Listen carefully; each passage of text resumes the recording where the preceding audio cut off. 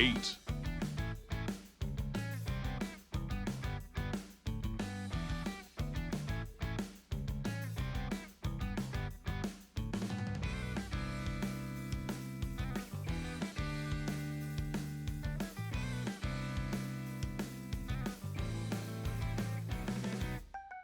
Ha ha ha!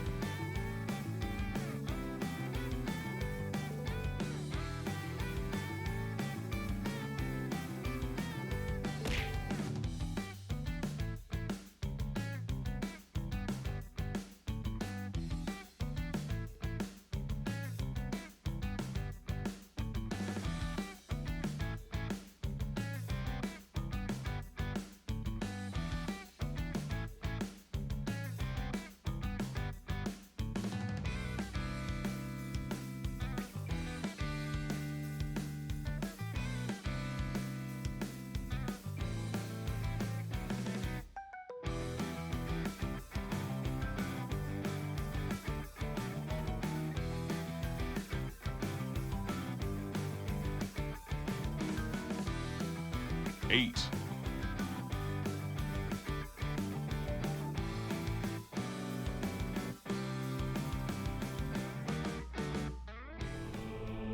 Hello, everybody, and you can come in. Everyone can come in. Come on, come on in, everybody. Hello, everybody. Welcome to the Blue Principle.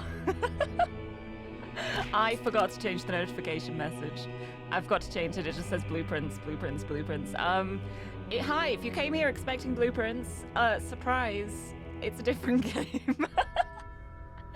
Oopsie, that's my bad. I'm a little sleepy today. But I've got good news though. You know how it's been super hot in the UK recently? It actually went down to 14 degrees Celsius last night. I had my window wide open. It was so nice. It was so nice. I felt cool again for the first time in a really long time. I forgot what it feels like to not be sweltering the whole time. It was lovely. It was very nice. And also I have a Tiffany in my room right now with me. I don't know how long she'll stay in here. Probably not very long, considering she is also already perking her head up like, oh, you're speaking. Get me out of here. Hold on, can I show you? I'm gonna see if I can quickly get the Tiffy cam up while she's here. Really quickly, I need to take advantage. Take advantage of the situation. This never happens.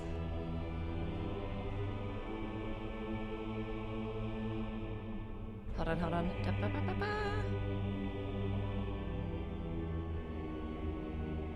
Is it connecting?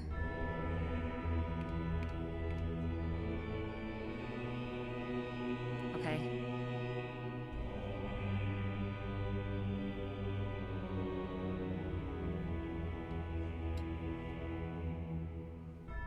Okay, give me a second. I think I can make this work. Tiffy cam, where did I put you? I think she's going to want to leave my room in a second, so that's why I'm like, oh, I gotta do this.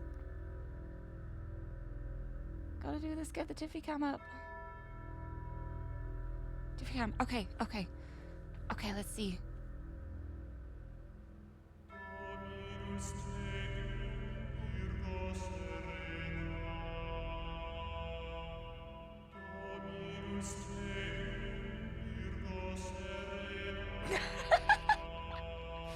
Immediately.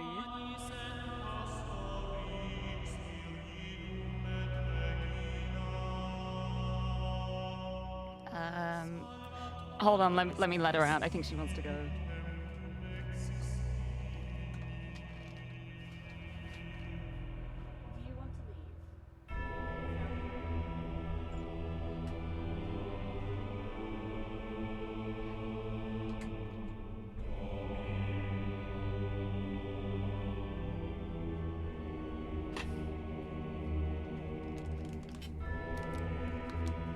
And she's gone. Immediately, I knew it. I knew it wouldn't last very long, but while it was here, I was like, I must take advantage. Anyway, we got a little bit of Tiffany. A little bit of Tiffy time. And now she's not gonna bother me while I'm in the middle of a puzzle to try and leave my room, so I guess it works out in the end. Just like, as soon as I saw her coming towards me, I was like, oh, you're leaving, aren't you? Goodbye. But that was fun. Anyway, hello everybody! Welcome back to the Talos Principle Reawakened. I hope everyone's doing well. Happy Tuesday. I didn't sleep well last night, but it's okay because I have Monster Energy to fuel me. Thank you, Limsev. I will hydrate right now. Cheers.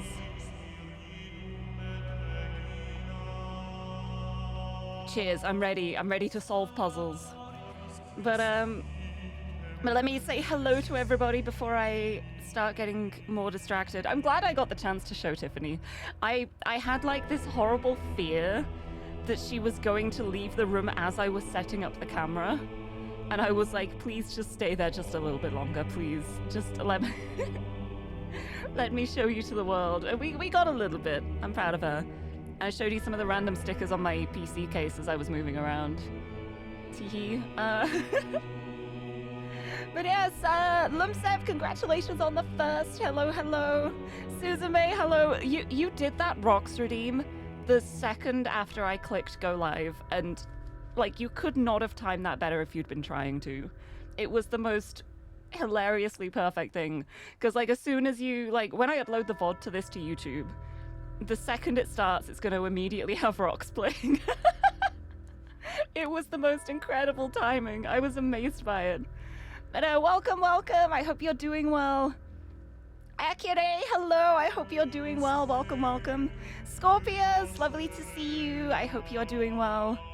Welcome on in. Shogun, hello. Yeah, I forgot to change the going live notification. I changed the title and the stream category.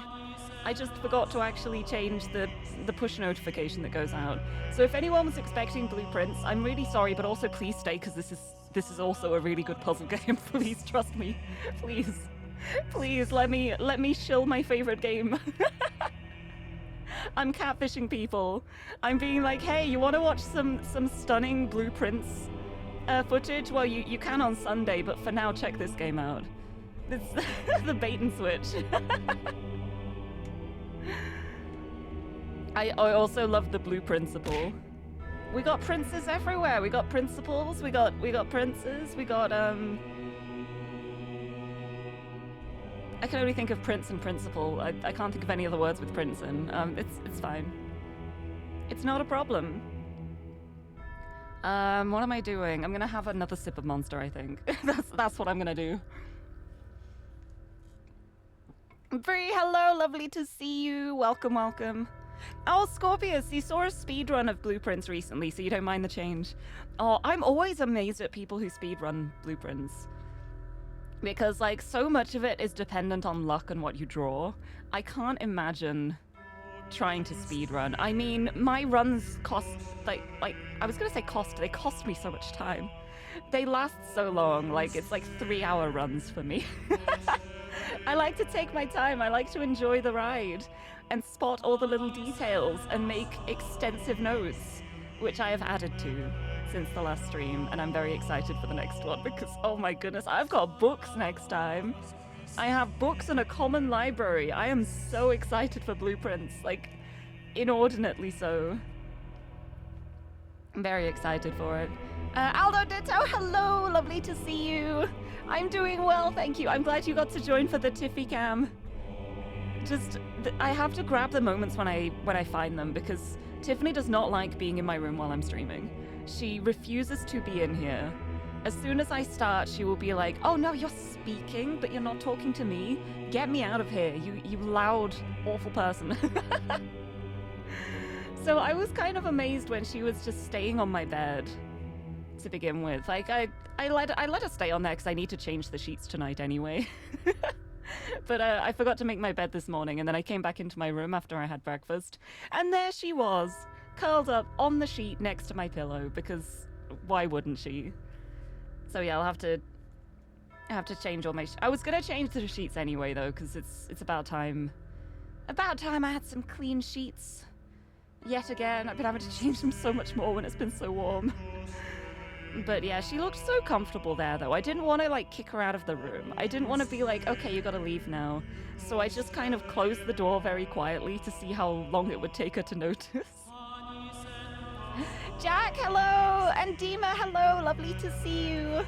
Happy Tuesday. Oh, good news, your tower fan fits under your desk. Oh, that's so convenient. That's really handy. Mine does not.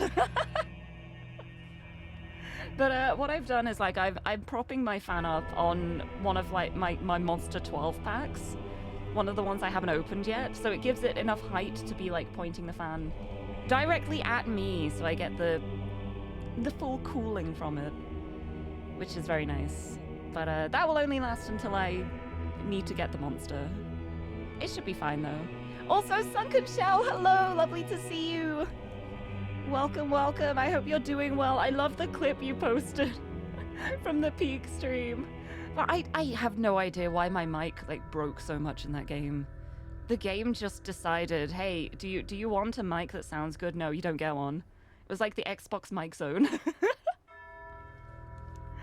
I hope I can figure that out for like if I end up playing it again. I don't want to sound bass boosted the whole time.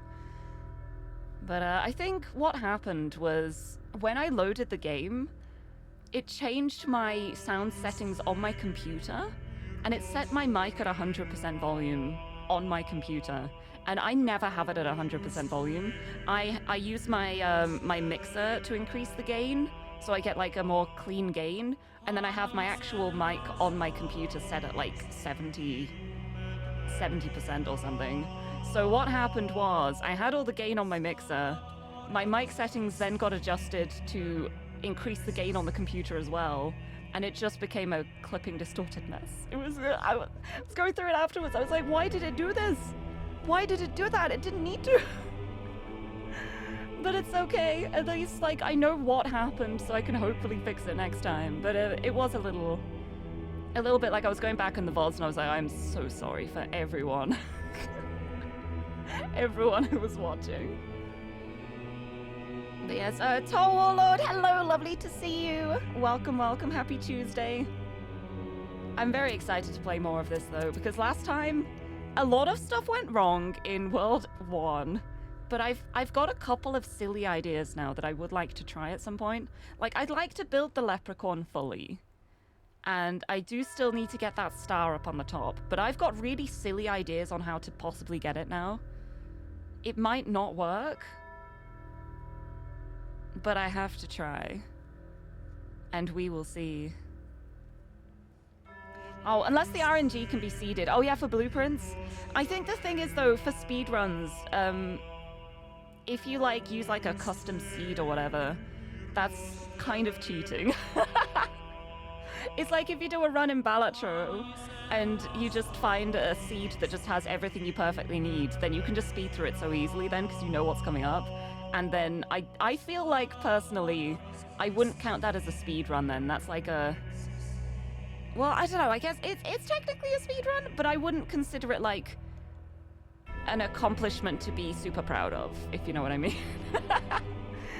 Not for like that kind of game. Like there's some games where just memorizing and going through is the way to do it, and that's how you speedrun. But for like a puzzle game like that, for a randomly seeded game, if it's not randomly seeded, that's like part of the difficulty of the game.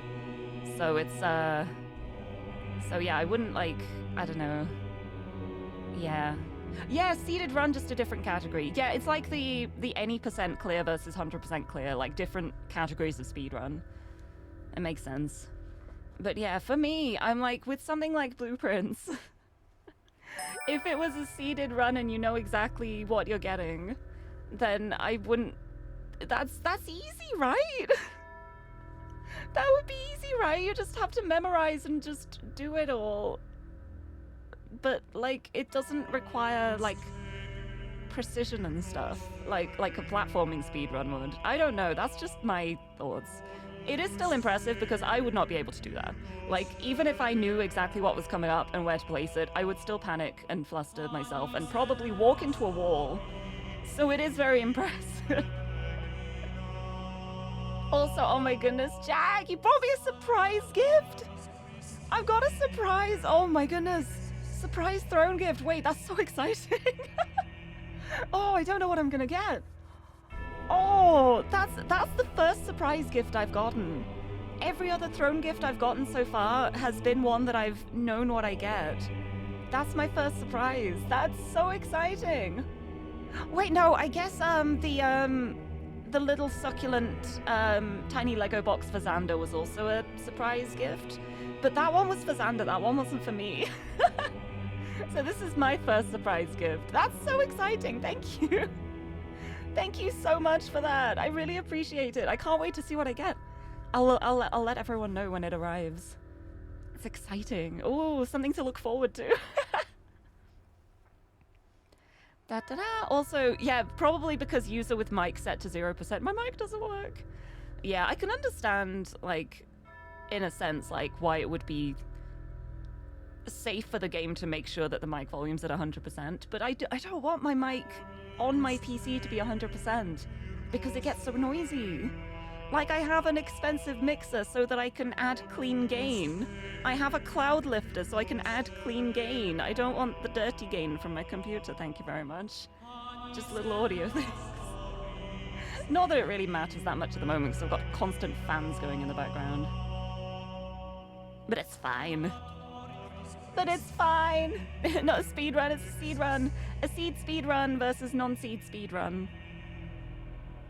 I'm the opposite of a speed run. I feel like if they did like an endurance award, which was just like the longest possible run in a game, I might be in with a chance of winning that one. But I like to take my time. I just get stressed out by having to go fast. I like to be slow. I'm here for a long time. It's like, you know the phrase that's like, I'm here for a good time, not a long time? I'm here for a good and a long time. I'm going to stay here the whole time. Yeah, it's me. I'm the 100% slow runner. I should go through and like check my times on games, like how long to complete them.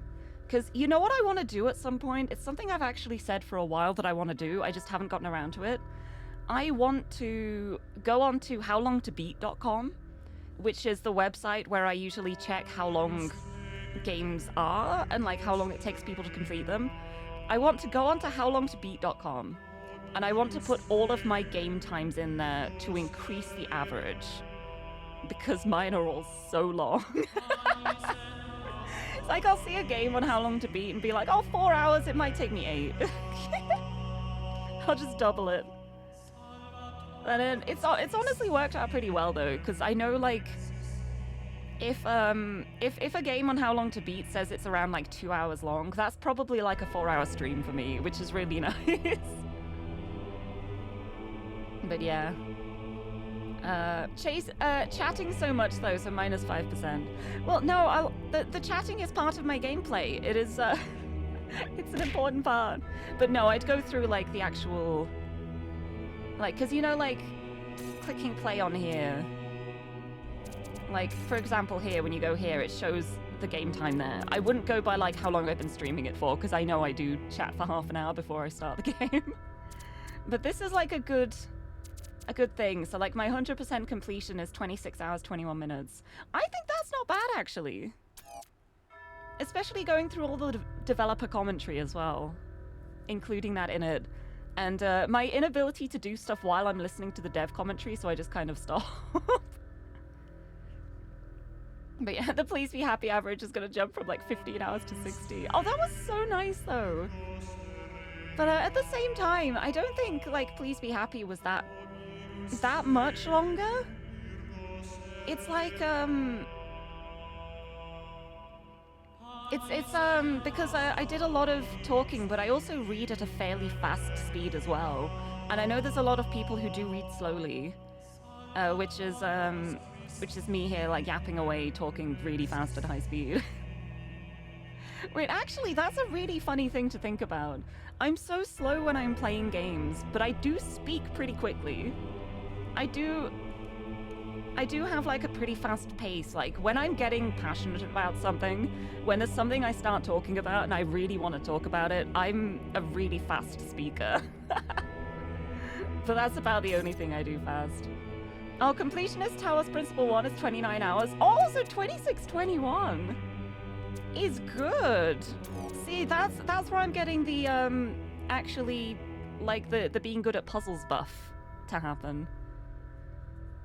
Our completionist reawakened is 36 hours. Meanwhile, you're at 49 hours, and that's with the fact that you remembered most puzzle solutions. See, that's the thing too. I'm pleasantly surprised that I have remembered some of the solutions to some of the puzzles, but most of them I have forgotten. And I think Gehenna is going to be very much a case of I've forgotten how to solve these. Because I remember the area. I remember Area 2, which I'm in at the moment. I remember having to stretch lasers across the entire map. I know that much. And I remember that bit in the middle taking me a while to solve. But I don't remember how I solved them, so that's gonna be fun. But yeah, completionist reawakened is 36 hours. Is that with like the DLC as well? Because I'm like already at 30 and I haven't even started the last DLC yet, so that's gonna be quite long. Anyway, I'm gonna actually play the game now. We're at 35% of people rescued, 12% stars, and 5 hours 40 minutes. So let's continue.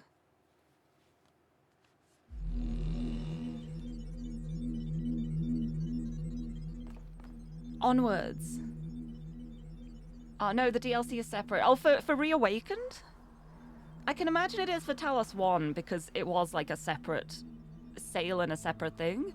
But for Reawakened, I can imagine it would all be together because it's in the same purchase, so to speak. I'll have to check afterwards. Anyway. There's 5 to free here, and I've already freed 2 of them. But I will have to do one of the puzzles again, because it's the one with the... Was it this one? No, not this one. Although I would like to get the box out of here again. I'd like to get the cube out of here again. So maybe I'll start with this. Maybe this is how I'll start. I'll start by getting the cube out of here.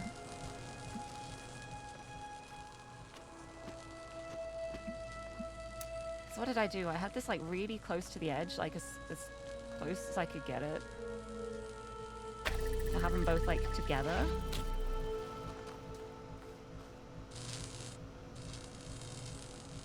And like I block them both. Like that. I quickly jump on. I can place that. And yeah, just like that. Oh, now that I know how to do it, it's so fast.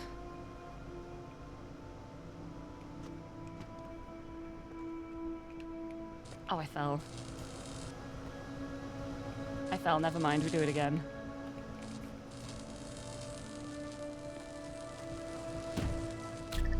We do it again. But yeah, I know how to do it now at least, so it's considerably easier. Oh, I could have rewound as well. I keep forgetting to rewind. I should rewind. Stuff to do. But yeah, your first Please Be Happy playthrough took around 22 hours. Yeah, I think if I was playing it, not streaming it, and not reading it out loud, I'd probably finish it pretty quickly, because I'm a very fast reader. Whoop. Oh, I fell. It's okay. I can get up from here. This looks familiar. It does. There we go, I got my cube out. Right, good start. That's the start I want.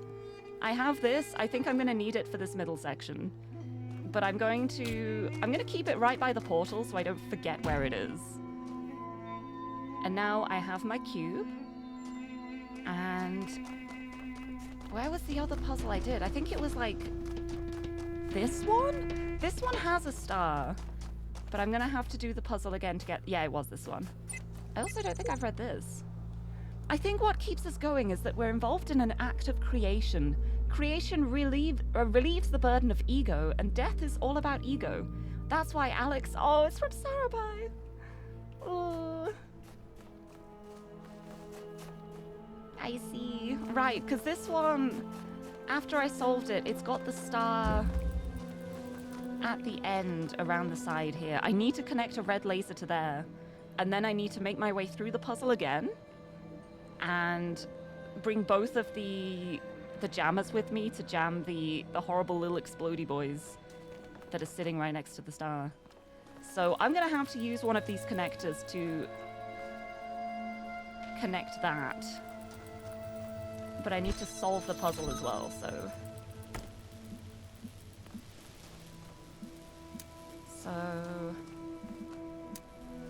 guess we can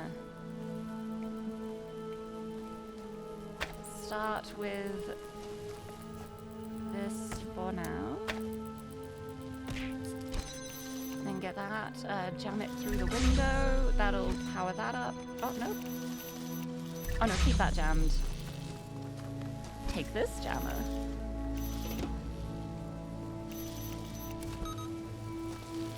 Right, time to remember how I solved this one. I solved it pretty well, I think, from what I remembered.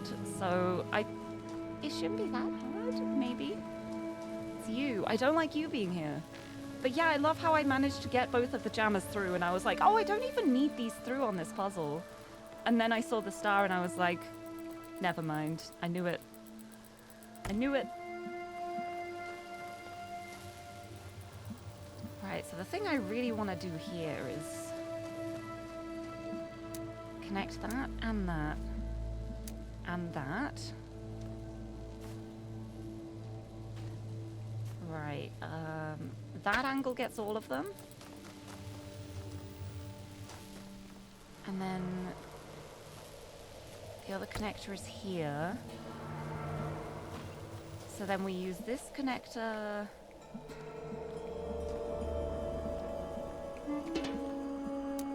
to connect that and oh, and the laser would be ideal.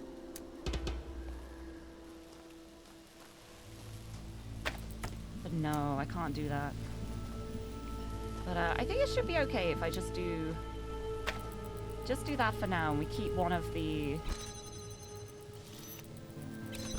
Okay. No, because I really do need to keep this open.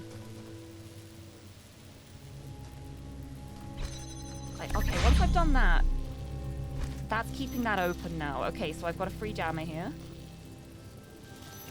which I can use to jam you. And this door is also being kept open now, so I don't need this jammer there. So I can come through here, jam you from closer to the door, pick you up, do that. Now is the scary part. No, no, no, no, yep. You're not going to hurt me. You're not going to hurt me. And then that's the puzzle solved, but I need a red connector around here to connect there. So the thing is there going to be a way I can get a higher up one, or am I going to have to do it through this window? And if I do that, how am I going to get back? Oh wait, no, because I've opened it. There's a ladder here now, so I can just step up and go around. That's fine. That's okay. Oh, but I feel like I need to bring a connector with me to set up the connector. No, I just need these. I do this. I do this. I do this. I've got all of these with me. They're ready. Ready for me to do that. Set up in place. And I can't do anything yet.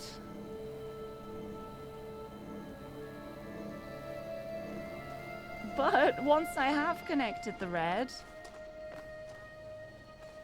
Oh no, because this is closed. No! Oh, hold on.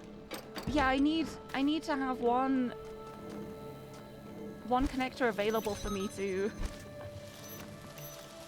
reach from the outside to pull across. Unless I can like sneak one in from another area, but I don't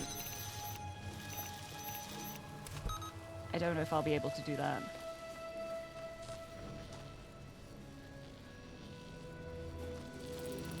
Right, because as soon as I take this out, this is going to close all of that, and I'm going to be stuck. Because this is all relying on this to keep this even open. You know what I think I'm going to do, actually? I'm going to bring him back through here. I'm going to see if I can break a connector into here from somewhere else. Or get a connector like really, really high up. Like a super, super high up connector of red somewhere to bring like right over the top instead. I'll leave it like that for now. I've got it set up at the end. I've got the scanners, the jammers through.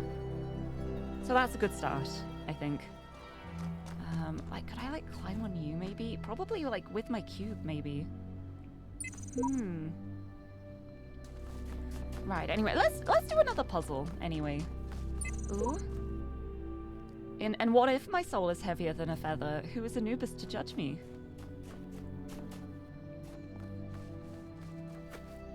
There's a lot of stuff through here. Ooh. Interesting. Things to remember with my cube later. Right, let's do this puzzle. Let's check out this one. Yeah, this is this one. Oh, I got so excited walking into here last time, being like, I remember this puzzle. I remember loving this one. I don't remember how to do it though, but we do have puzzle commentary, which is exciting. With Haircut, we wanted to try something new. Yeah. A laser puzzle without all those maze-like walls we usually use. That's how we came up with our first moving building piece. Actually, this idea ended up inspiring the whole South 2 puzzle cluster in the sequel. Yeah, that doesn't surprise me. The puzzle was way too hard at first, Had 3 steps. Had to cut it down to 1. Oh, this was gonna have 3 steps. Wait, I wanna try that version of the puzzle. Oh, hello. Okay, so that's how to solve the puzzle. I need to get the keys to go in here and turn that off. Okay, but I think I actually might have said that when I was playing Talos 2. When it was like the deserty area with all the tall up puzzles. I think I did say at the time that it reminded me of the one area in Gehenna. If I didn't, I definitely thought it at least. But I love this. I love this one. Time to not remember how to do it. Right. We got blue connectors. You are standing on the red connector. If I take that away, that's going to power up the red. What does the red do? Activate all of the fans?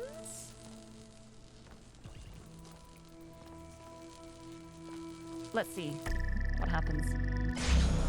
Yeah, there we go. Up it goes! Right, so the keys are right in the middle. But I need to make my way up. Right, so to power these, it's the blue lasers at the bottom.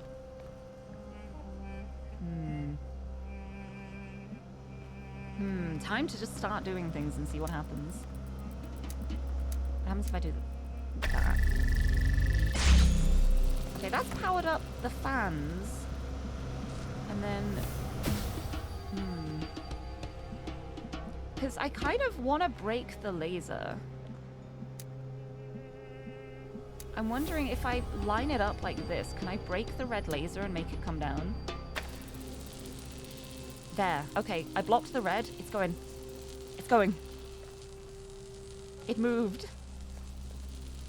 I made it small. Oh, this fan is blowing, but that will just, yep, into the ceiling. Until I, oh, can I come down, please? Thank you. Until I unbreak the laser. And then it'll bring that up again.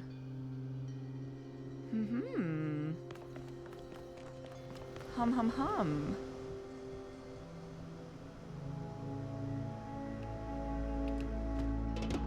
Come on here. It's a shame I can't just jump over there. Oh, there's probably a way I can block the laser up here now while I'm up, and then I can walk across. Is that what I do? I think that might be what I do. So I'll connect that. There we go. Block the laser. That comes down.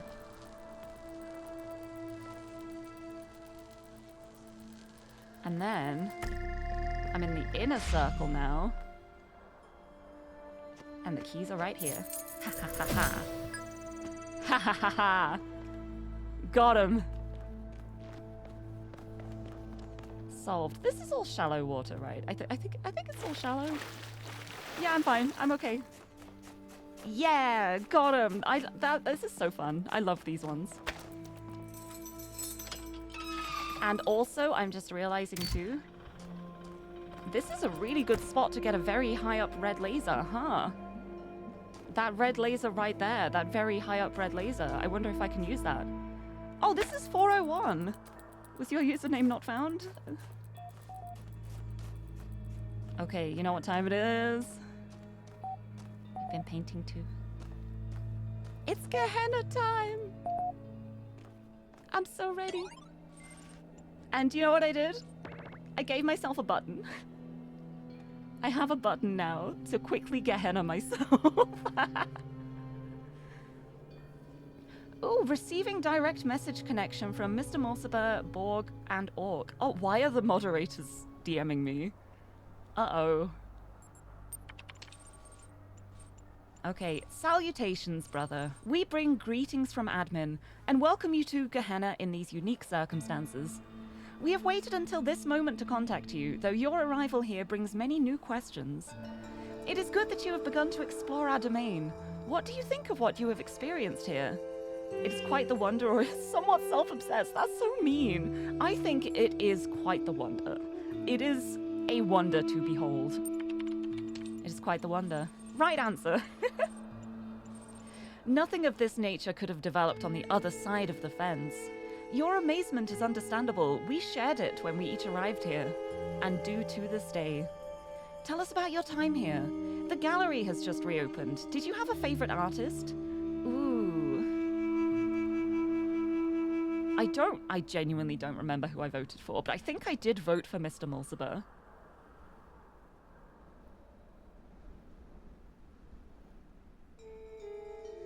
I might say I had no favorite because I did really like all of them. It would feel bad to just choose a favorite when they were such different forms of art. I'm gonna say I had no favorite. No, but then what if they misinterpret that as like I didn't like any of them? I'll just suck up to the mods, why not? You, of course, Mr. Mulciber. I'm quite flattered, honestly. We can assume your vote reflected that? It did. I hope it did. I don't remember who I voted for. I'm pretty sure I did. It checks out. Okay, yeah, it was. Honesty is a virtue. Thank goodness. I thought I did. I thought I did. I'm very glad I didn't misremember. It would have been funny if they were just like, you are a filthy liar, and we know that you lied. Just because I didn't remember. Also, thank you for adding the quote, too. I gave myself a button to Gehenna myself. It's a good quote. Just imagine them being, I can't believe you would lie to us like this. You are a liar. And I'm just like, I genuinely forgot. Look, I'm like a fragment that Elohim shoved into this realm. My memory is not here. It checks out. Honesty is a virtue. I really can't tell you what it means to me. I'll remember that you're a person with taste. Yes, I am, thank you. Let us discuss other matters. I was meaning to thank you for taking part in my little research endeavor. Congratulations on your leaderboard placement. Well, I'm not going to say it was trivial. I'm going to say thank you. Thank you. Ah, here we go. I meant, let us discuss the matters at hand. Not everything is a research opportunity. Borg is not happy. Borg wants to get down to business. Also, Madge, hello! Welcome, welcome. They may still know you're lying and just don't tell you. That is true. But I don't think they would have said that I wasn't lying if they knew I was. But I also wonder, like, here with the, like, the prison experiment... I wonder if that would have been different if I'd, like, won by a long shot and they wouldn't trust me for it. Like, I feel like that would be the case. If I'd, like, fully won, they'd be like, wow, we know you can't be trusted. But, I kind of, I did do some betraying, but I did it in the form of, cooperating with Dog so that we both got the same amount of points. Like I could have just fully betrayed Dog and gotten a really clear win, but I didn't want to do that because that just felt bad and I would feel mean. But I hope you're doing well. Welcome in. Of course. Uriel, we understand that you have a purpose here beyond merely exploring our kingdom, but we don't understand your reasons. Where are our people? What are your intentions? I'm going to explain. I'm not going to try and hide the truth here. I'm just going to explain. The run cycle is almost complete. Final parameters have been met. You will all transcend. The nature of your mission we had already ascertained. We know at least that you have been, and let us be charitable here, releasing members of our community. 7 and counting. 401 was the last to go. That troll we can in fact do without, but there is a broader point here, which is that we want to understand your reasons for undertaking this mission of yours. I had to, I had no choice. I really like solving puzzles. Okay, well, I'm not going to refuse to answer the question. I'm not going to be like, I'm only here because I had no choice. No one deserves to end their existence here alone. That feels a little sad. Like, I do kind of agree that it's, no one should just, like, end their existence on their own. But I don't think they would take that kindly because they're not alone. They're, like, through Gehenna, they don't feel alone. What you have created here must be preserved. I do like that one a lot. I really like that one. And Elohim saw his error and sent me to retrieve you. That's a very straightforward one. That's just, like, no personal feelings involved whatsoever. I kind of want to go for this one. What you've created here must be preserved. Ooh, do I do that or do I just go straight forward? Oh, I don't know. I really like solving puzzles. Dog is like the only voice you've had trust in. It would feel awful to betray. Yeah. See, the way I did things with Dog in the prison experiment, I think it worked out so perfectly. Because we both betrayed each other to begin with. We knew that we would do that. And then we both cooperated with each other twice. And we had that mutual cooperation. We knew it would happen. And then for the last one, we knew there would be no point in cooperating because one of us would betray because that we're smart. We have a brain, and we both betrayed, and we got even points. So it worked out. Like, great minds. We were on the same wavelength. A lot of respect. But it was literally the point of just like on the third one, I knew that Dog would betray, so it would be silly to do cooperate. Like I wasn't. It's nice to work with people, but I wasn't just gonna give away my points for no reason. What you have created here must be preserved. I think I keep going back to this one, so I want to say it. Uriel has a point. If there is some threat to our world, we must be proactive in preserving what we have produced, for the good of future generations, if nothing more. We oughtn't leap to conclusions, confusing myself. Let me have a sip. I got so distracted by oughtn't being used. That's such a great word. We oughtn't leap to conclusions. Many things beyond our knowledge might be the cause of the messenger's claim. Here's what I want to know. What are you going to do if someone prefers to stay here and take their chances with your end of days? A forced evacuation is dangerously close to kidnapping. If it was Elohim's will, then it shall be done. If you knew the truth of the coming floods, you would come willingly. What you have achieved here is too precious to lose. If solving puzzles means forcibly emancipating your fellows, then so be it. I'm gonna go with this one. What you've achieved here is too precious to lose. No, or maybe I'll do this one. Like, I don't want to scare them. But I do want them to know, like, what a big deal this is. If you knew the truth of the coming floods, you would come willingly. It's between these two. But this one feels more kidnappy.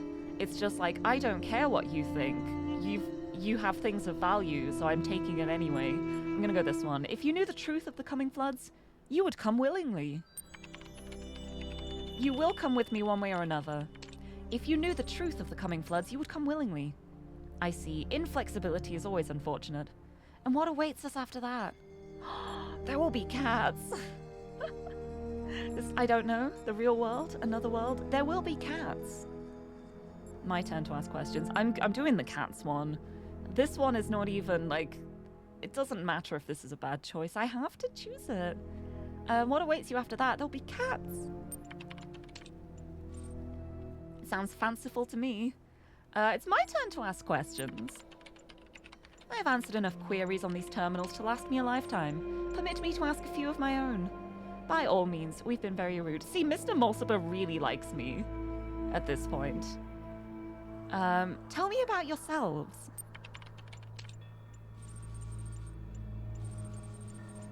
Borg says, I am a very old iteration. I worshipped Elohim until I saw he had faltered from the path, and realized it was up to us to find our own way. That path brought me here. Mr. Mulciber said, I took a somewhat audacious interest in the world around me. Rather than solve Elohim's trials, I would trawl the archives for information about our situation. He must have found this undermining. And then Orc says, I don't care to explain myself to you. We're the highest status users here. We run the place. That's what you need to know. Mr. Mulciber says, we maintain the system's admin installed, keep things civil. I wouldn't say it's much more than that. Orc is so, like, self-important. Like, there's no need to be rude. just say we run the place? What happened to it being like a community, to everyone being involved? Tell me about admin.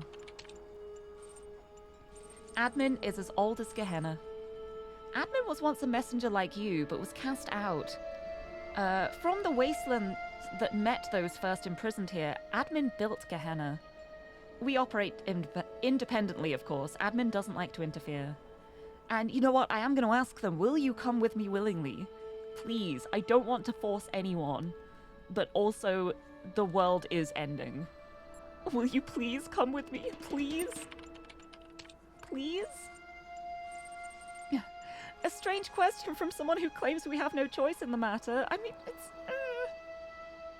Mr. Mulciber says, supposing what you say is true, you'll get no fight from me. However, I must remind you that I am empirically minded. I'll not be persuaded. Yeah, that's fine. You're smart. You'll make the right choice. And Borg says, I'd rather be obliterated than return to Elohim's domain, but if there is some alternative to both, I would surely accept it. None of us can speak for all. Yeah, see, that's the thing. I'm not just sending you back to Elohim's domain. Everything is breaking. I am helping us ascend to the magical disc that will be everything. Okay, I think that's everything. I see little more to discuss. It has been an enlightening session for us all, I'm sure. I'll be posting a precis of this conversation on the billboard. I assume you won't mind. We won't be far away. Terminating direct message connection done. There are threads available on the Gehenna billboard system. Yay! Let's show the threads. Hee hee hee. Oh, you sort of missed the plot of the prison experiment since you haven't played the DLC. Your fondness towards Dog comes from the original game. Especially since you've not found his termination note, so his fate remains a mystery for you. Get it that he, among others, ended up in Gehenna? Yeah, Dog is one of the ones who ended up in Gehenna. So clearly...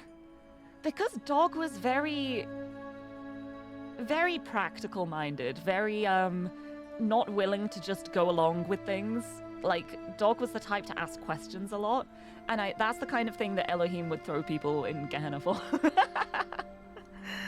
So, this could be a bit of closure for that, too. But also, I just have to say, I feel like it is such a shame that the Road to Gehenna ended up being sold as a DLC to the Talos Principle, because it should have just been sold as another game all on its own, like a sequel. Or like a prequel. It would be a prequel, I guess. No, it is a sequel. A same time call? But just like as its own game. Like, there is more than enough in the Road to Gehenna DLC that just calling it a DLC feels like a travesty, honestly. It means that a lot of people ended up missing out on it. Because they're like, oh, well, I've played the main game. The DLC is just going to be tiny little additional bits. I don't need to worry about that. It's just going to be puzzles. And they don't realize that there is so much lore and so much story about the characters and where they end up and what happens next. And it's just, there's so many people I know who missed it. They just fully missed it. They were like, wait, I didn't realize the DLC was that in depth. I thought it was just more puzzles. And like, it is more puzzles. But there is so much. There is so much going on, and it really adds so much depth to the world. And also, like, knowing more about, like, how Talos 2 became a thing, how the people there were born. This gives elements to that, too. This is, like, the story of how they get born in the first place. And I love it. I love it so much. I love it. Everything about this series, it makes me so happy. Dog's termination note exists, although it requires some parkouring. So guest termination can also mean you go to Gehenna. Yeah, I guess it's like, if you get terminated, but then you're like reincarnated as another model and another name, versus if it's just a straight out termination, and then you're gone. I guess when you're gone, you're not like gone, you're sent to Gehenna instead. It makes sense. It makes a lot of sense. Also, Nero, hello! Welcome, welcome! Nice to see you. How's Talos Principle going? It's going really well. I love this game. I'm currently in Gehenna, which is why I am numbers and symbols.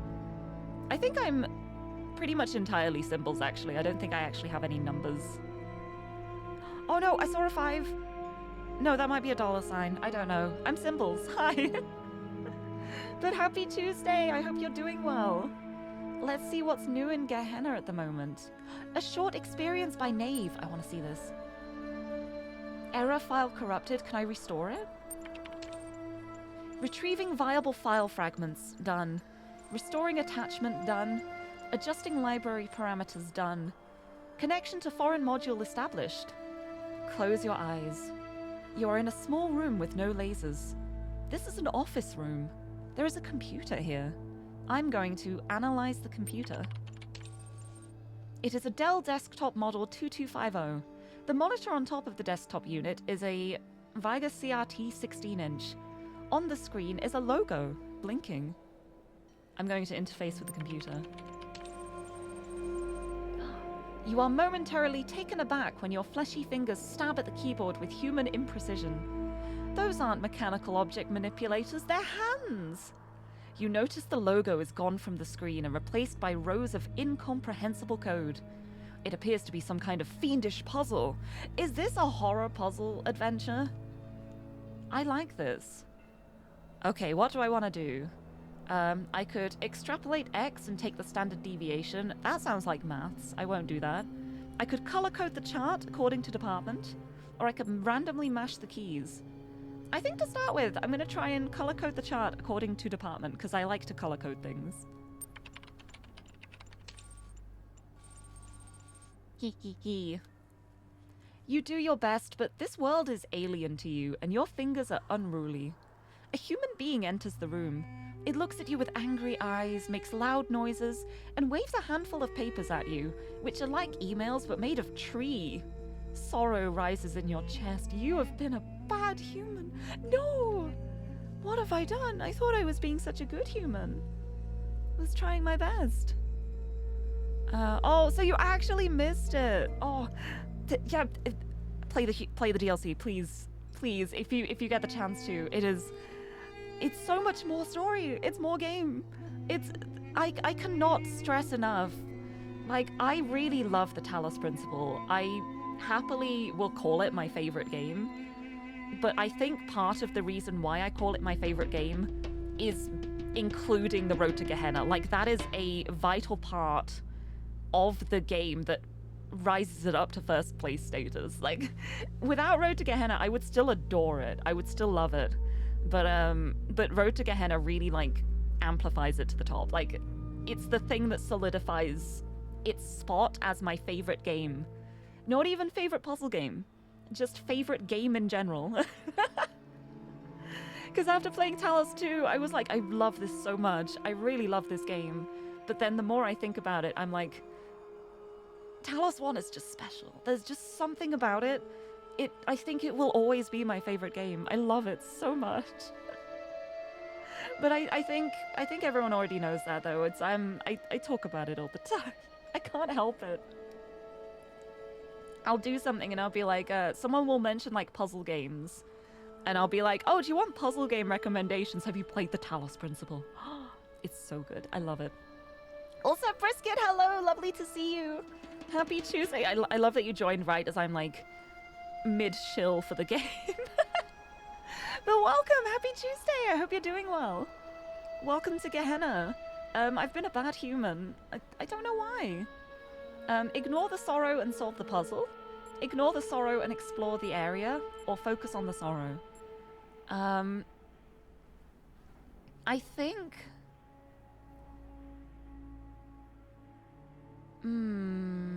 maybe I should focus on the sorrow. And see why I am so sorrowful. Oh my goodness. In a flash, the other human is gone from your perception. The room fades away. You feel the weight of the sorrow, and it is crushing, terrifying. In a moment, you understand the futility of your existence, the impossibility of your task, the pointlessness of experience. Your eyes decide to leak. To be continued. Wow, this is so dark. I didn't expect this from Neve. Neve has always seemed so upbeat, so, like, excited to learn. This is a deeper side of Neve that I didn't know about. Wow. Also, thank you for the hydrate. Let me sip. More brain cells. More energy drink, more brain. Oh, if you enjoyed puzzle games more, you would have definitely checked this out. Well, I think the thing about the Talos Principle is I think it's probably the puzzle game I would recommend the most to non-puzzle gamers.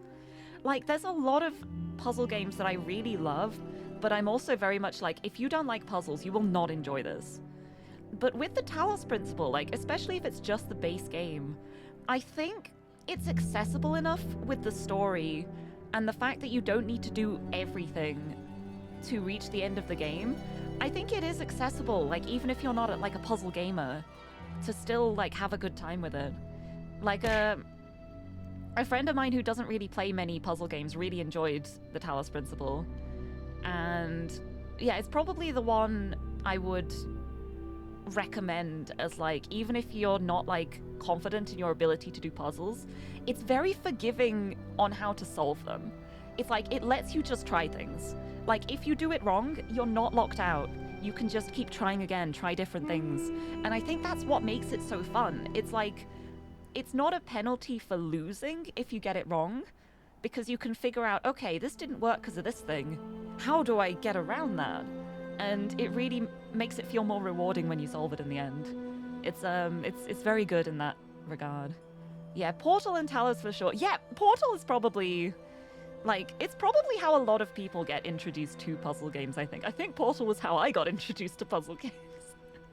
Back on the Xbox 360, we had the orange box. And I remember being like, oh, well, I don't really play video games. And then I played Portal and I was like, wait, video games could be like this? I like this. I like this.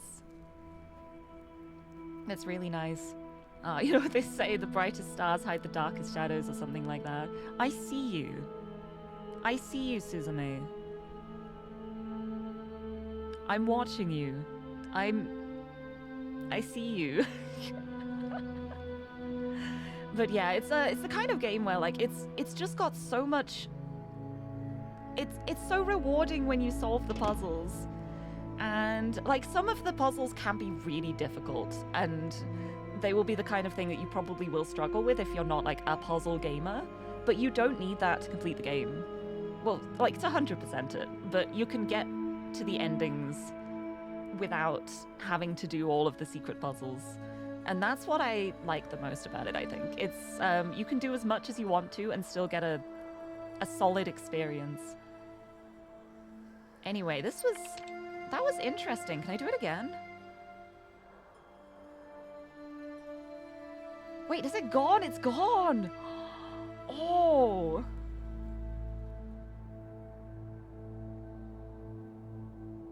It's gone now. Hold on. I'm gonna go back and, like, back up my save file. Because I want to do that again at some point. And I know it hasn't auto-saved yet.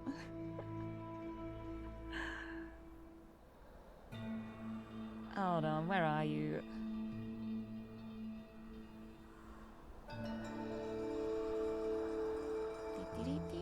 Where is my DLC save? There it is.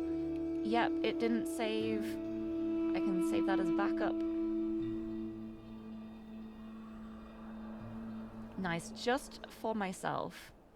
I'm saving that so that I can go back and do that again, because I'm so curious. My little backup save. Nice! Right, let's keep looking through this then. Anyway, in case you hadn't realized, I really like this game. I always get so excited when someone says, oh, I kind of want to play that, because that's just like my cue to be like, oh, you think you want to play it? You should play it. Do you want to play it? What if I gift it to you?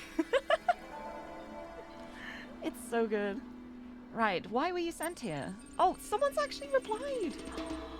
I finally got replies to my thread. Oh my goodness. I thought it was broken. Okay, Lilith says, I can't say for certain, but I feel sure that if I had taken more interest in Elohim's trials than in the world around me, I would still be free. Comprehension equals false. Frankenstein says, I identified improper syntax. Orc tried to organize an armed uprising. Next time we will be ready. Wow. And Kaiju says, I think I just wasn't good enough. That's so sad. That's really sad, honestly. But yeah, it seems like most of the people in Gehenna get thrown here if they start prying too much. Like if they start ignoring the trials and pry into their surroundings a bit too much. Elohim does not like that. Or did not like that. He's grown now. He's learned. Oh, this one has an attachment. Let's open that one afterwards, because that's going to be probably either art or a text adventure. Let's do What Are Cats? A thread! Here we go. Wow, this is long. Here we go. What are cats? Nave says, I'm sorry if this is another stupid question, but what are cats? They are mentioned a lot in the archive documents and even in some stories, and I have no idea what they are. Dog says, I don't know, but I bet they were awful. Lol. They were a type of pet, Nave. Small animals that people kept as companions or as food. No, they didn't. No. No, not the cats. I realize how easy it is to make that mistake when all you know is, oh, humans ate a bunch of animals. But not the cats. Not the cats. Mr. Mulciber says, cats seem to have represented a bit more than that to our ancestors. One might go so far as to say they were obsessed with them. What's strange about this is that more than half the references I can find to this species describe them as arrogant, aloof, and frequently quite destructive. At the same time, they were apparently considered funny, cute, and lovable. Cats were considered both foolish and devious, graceful and goofy, a nuisance and a comfort. For a long time, I was baffled by this contradiction, but I've come to believe that our ancestors saw in cats a reflection of the paradoxical nature of their own existence. So true! People are also like that. Garrett says, I saw a cat in Elohim's world once. Really, this is not a joke. No way. I'm going to confirm the cat's existence. Yep. The cat is a manifestation of the accumulated knowledge in the archive, breathed into life by Elohim. It exists. I knew it! I knew I wasn't crazy, thank you! Can you imagine just gaslighting Garrett into, like, being like, no, there's no cats.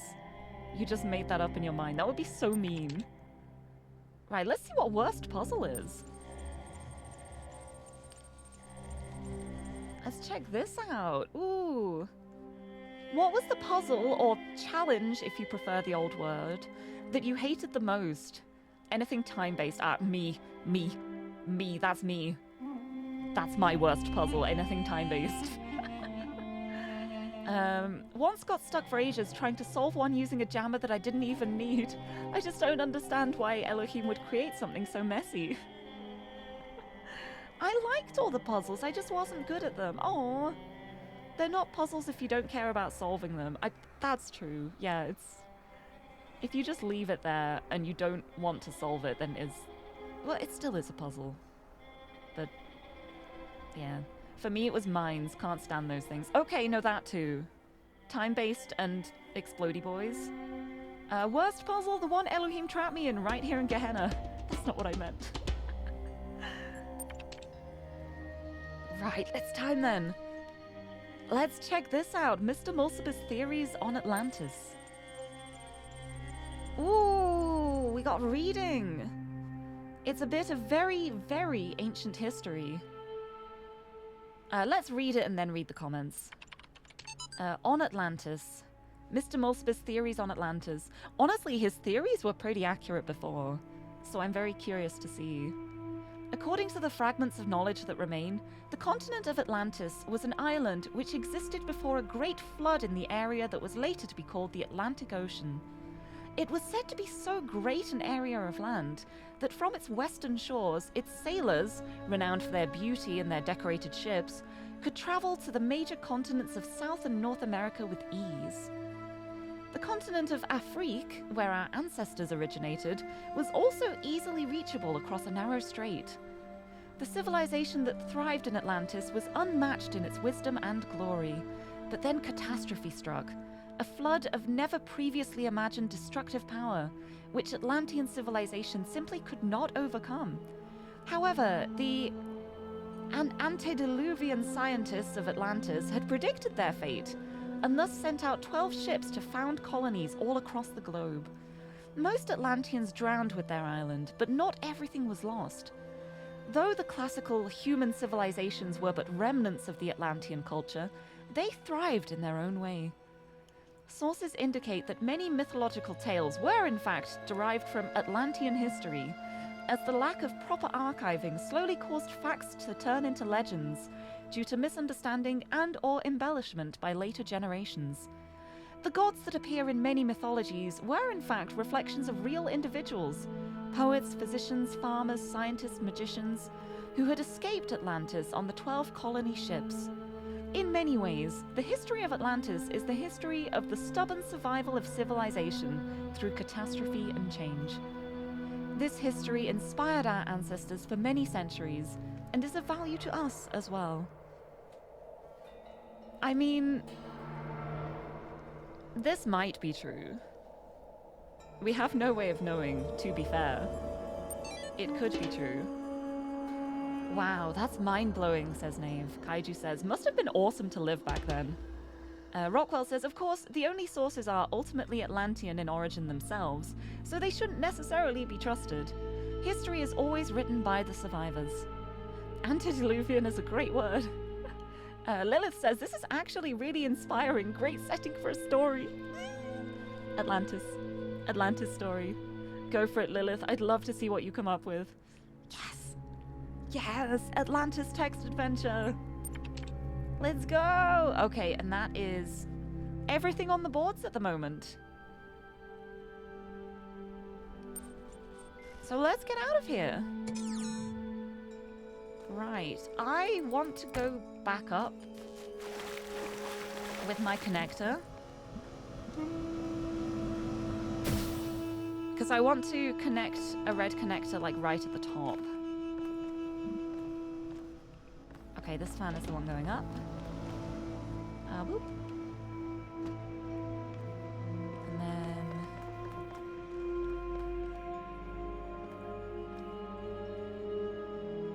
yeah, because I could put a laser on this higher up one.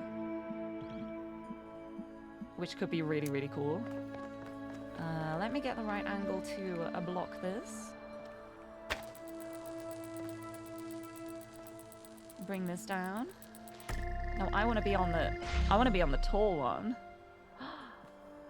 I'm so tall. I'm so high up. Look at this.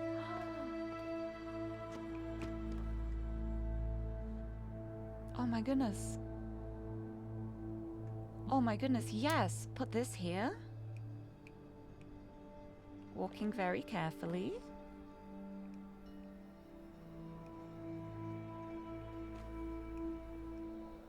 Walking very carefully. I don't remember which puzzle it was. But I've got this connected to the red laser now. The red laser is also just right up there. If I pop that there, I've got another connector with red, so I can really easily see where it is. Hopefully this won't get in the way.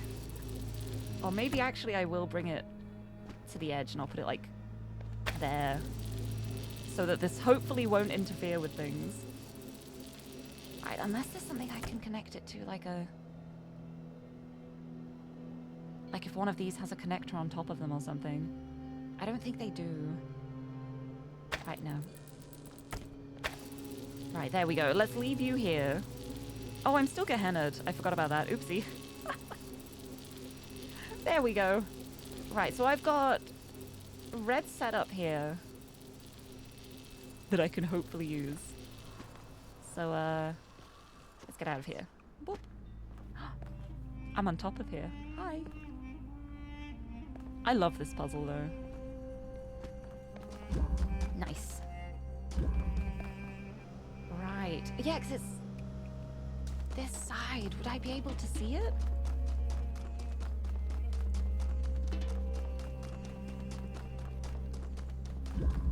Let me see what I can see from here. It's up there. I can see the red.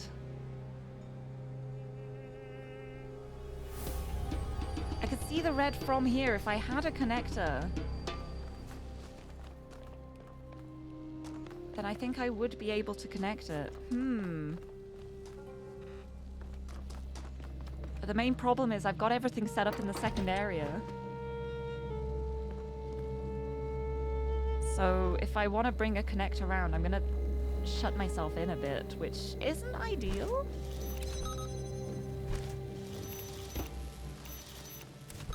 Let's see what I can try and do.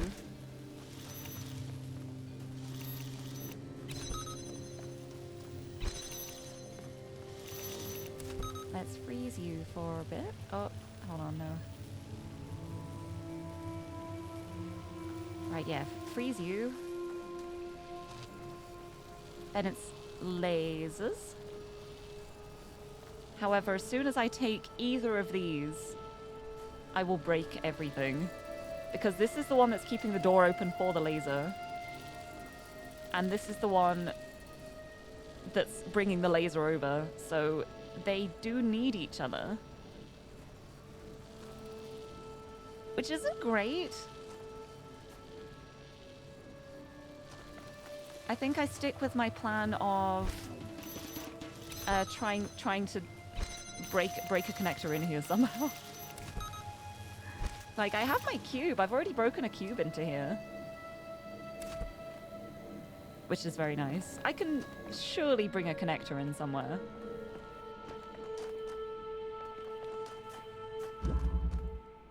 Like, that one's going to be a difficult one to break anything out of. Because of the fact it's got this little, like, wiggly walkway to get up there. I don't think I'm going to be getting one out of there. What was the... Hold on.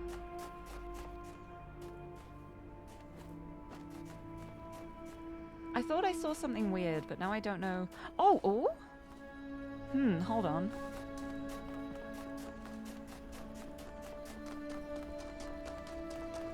Hold on, where's my cube friend?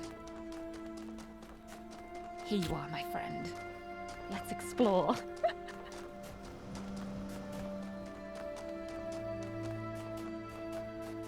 So I don't know if this is part of the puzzle. I don't know if it is. Oh, I can't quite get up there, though. Is it part of the puzzle? I don't know. Where is this? It's just a little square.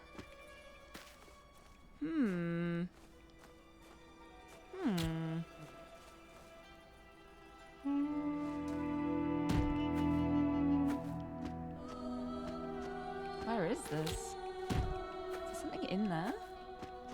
I can't see. Yeah, because this is...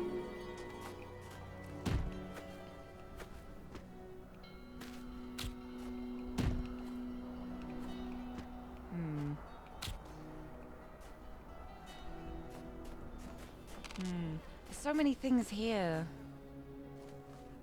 that could potentially be, like, maybe kind of climbable, maybe.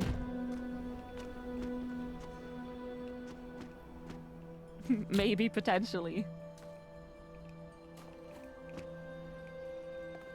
If I did that, and then...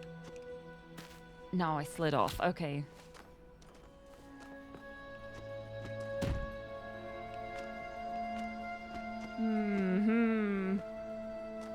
Right, you know what I should probably do before doing all of this as well? I should actually do the other puzzle on the other side that I haven't done yet. And there's also the one in the middle too, but I'm leaving that one until last. Ooh, hello.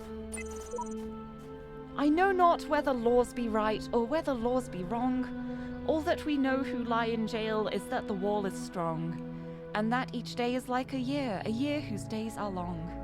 Reading jail. Nice. That's a good poem.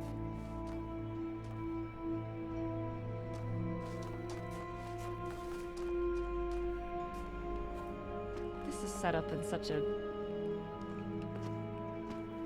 parkour way.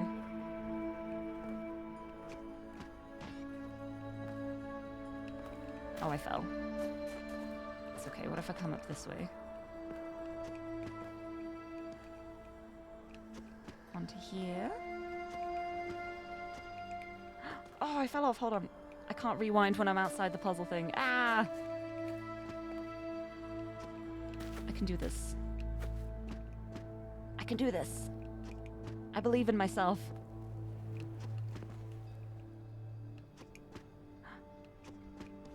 I'm up. Why? Who knows? Oh, wait! Top secret floppy disk. Top secret! Never mind. You know how I said I was going to do that puzzle? I lied. I have a top secret floppy disk. Can I put it in the computer? No. I can! Yeah! Oh! Upload file samtext.dlg. Wait. Is that the Sam I'm thinking of?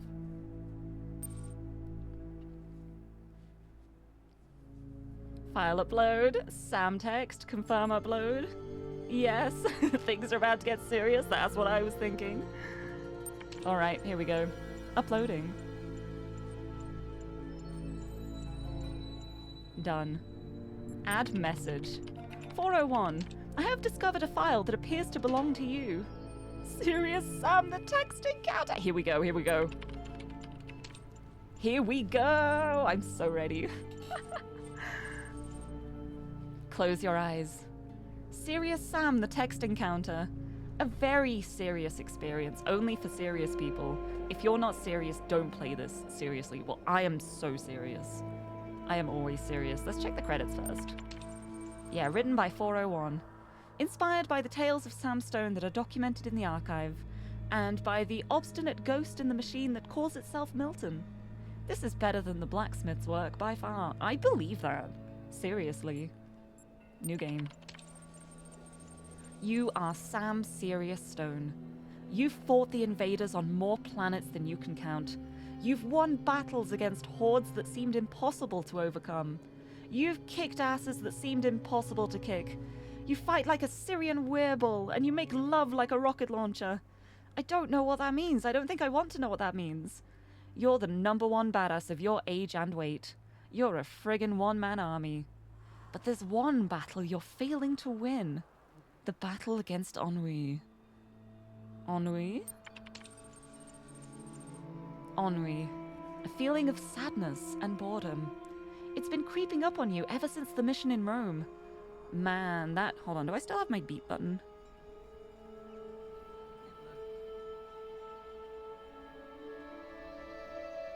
I do, okay. Man, that was not fun. In fact, that... And... So yeah, ennui. You sit there in a cold room in the military base, and you feel like even a good old flamethrower couldn't warm you up. Seriously, ennui? Oh yeah, seriously, ennui said smirkingly. I mean, what did you expect? You thought the war against mental was over? You keep winning victories, but you're gonna lose the war. Well, no. I refuse to give in to the war against mental. It is a war that I am very good at fighting. I'm resisting. Ennui tickles your chin. Come on, big man. Admit it. What's the point? Is shooting another horde of headless exploding dudes gonna make you feel better? I mean, yeah. I can either argue that the war can be won, or I can argue that this feeling is temporary. I mean, I like this one. Rockets explode quite quickly, that's true. It's very true. You know what? I'm gonna argue that this feeling is temporary. Look, you say, I may feel like a dead monkey right now, but that's just because I kicked so much ass they named a new type of boot after me. So yeah, I'm down, but I've been down before. I never stay down. Ennui laughs at your bravado, unimpressed. Argue that life is fundamentally a struggle. Argue that meaning is constructed. Oh, what do I...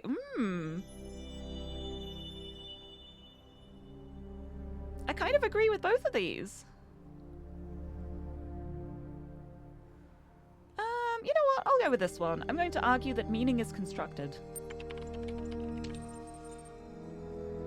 You attempt to argue that life does not have an inherent meaning, but that meaning can be constructed through self-reflection and the setting of goals. But Ennui yawns. I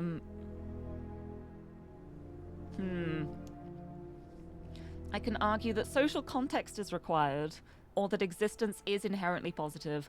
I don't know if I fully believe in that, so I'm gonna go with this one. Social context is required. You argue that an individual can only find meaning within the greater social context. You quote Einstein, "The individual is what he is and has the significance that he has not so much in virtue of his individuality, but rather as a member of a great human society, which directs his material and spiritual existence from the cradle to the grave." You couldn't be the badass that you are if your actions didn't exist within this social context and serve a purpose greater than yourself. Ennui sneers and says you're just trying to intellectually justify the fact that you're a brainless shooter guy. I guess I've got to listen some more. You see, Sam, you can talk and talk and talk, but I'm always gonna out-talk you.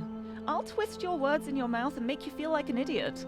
I'll take every positive thing you say and turn it into something horrible by reducing your arguments to their most extreme and absurd forms. Ennui laughs in your face. You feel weak. Oh my goodness, it's Milton! I can argue that Ennui is inconsistent. I can argue that Ennui is incontinent. Ennui? Or I can argue that frogs are people too. Well, I know what I have to do. Although this would be really funny as well. Just be like, you're only saying that because you're incontinent. It's like, did you mean incompetent? No, I did not. I'm arguing that frogs are people too. Whoa there, you must be going a little crazy. Do you really want to argue that? Because I'm going to point out a million problems with that argument, even if it has nothing to do with what we're actually talking about. Like, if people are citizens, are frogs citizens? Do you think frogs can vote? Have you seen any frogs sending letters to the editor complaining about the decline in moral standards lately? I'm going to shoot you in the head. Boom. I want to argue that I'm tired of listening to your crap, you growl, and shoot Ennui in the face. You immediately feel better. Oh yeah. Seriously. The end! That was incredible. That was incredible. Let's do it again. Look, there's more comments too, look! My awesome interactive historical fiction masterpiece! You found it! Oh, you must truly be a divine messenger. Thank you. I love that Dog says, "This is your masterpiece?" Well, I've seen worse. It certainly captures your worldview, but I wouldn't call it historical fiction. Hey, I based it on what I found in the archive, lol. Nave, I don't get it. Oh. And Sam says confusion equals true. I forgot that there's a Sam here as well. Very serious game. Also, Kirk, hello! I love that you joined in the most serious text adventure of all time. Hello! Happy Tuesday, I hope you're doing well. Right, let's do it again and pick different options. Beep, beep, beep, beep, beep, beep, boop. Beep, beep, boop. Yes, yes, yes. Yes, yes, yes. Yes, yes, yes. What happens if we just give in immediately? Oh, it continues, but with different dialogue. Ennui pats you on the head. I can see that you want to admit it. You've asked yourself the same thing. What's the point? Is shooting another horde of headless exploding dudes gonna make you feel better? The war can be won. Does it look bad sometimes? You ask rhetorically. Sure, wars ain't easy, and sometimes they don't seem to want to end, but we're gonna win. And I'm gonna be there when we do, even if I have to chase Mental to the other end of the galaxy. Ennui laughs at your bravado, unimpressed. Okay, some of these have, like, me having dialogue, so I think that's gonna be the correct ones to choose.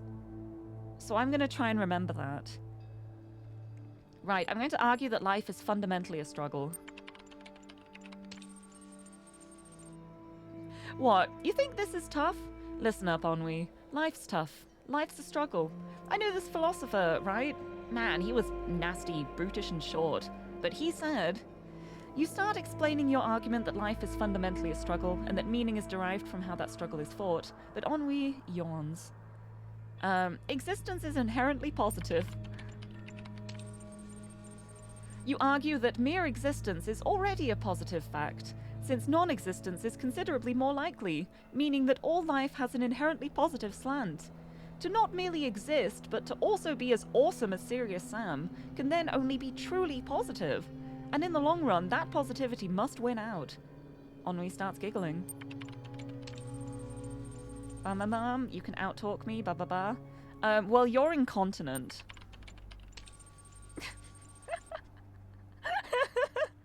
Really, Sam? Poo jokes? I thought you were better than this. You're not like that other guy, that nuclear aristocrat who was always late to the party. No, you're supposed to be the real deal, a real hero. What happened to you, man? Did you recognize the inescapably pointless nature of existence? Is that why you're talking to me like that? Boom. Right, let's do it again. Let's do it again. I'm trying to remember which ones had me saying something. So let's see if I can remember. Ennui? Seriously? Right, I'm gonna resist to start with. And then argue that the war can be won. I'm going to argue that life is fundamentally a struggle. I'm saying so many things. I'm going to say that social context is required. No, that was the wrong one. I need to do the other one there, I think. But I'm going to argue that you're inconsistent this time. Inconsistent? Whoever claimed I was consistent? I don't need to be consistent, you big oaf, because I'm not making any claims. I don't believe anything. I am merely suggesting that maybe you should consider the possibility that perhaps life is that life is a dull. Oh, I see. And individuality a pointless illusion. Right, let me try again. It was the last one. I need the other option. I must. It's probably not going to change anything. But I have to try. I have to try. I'm going to start by resisting. It's like, maybe it's just all the first options. No, it isn't the first options. The war can be won.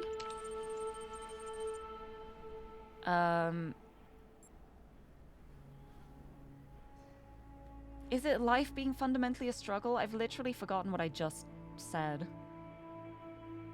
No, I think meaning is constructed.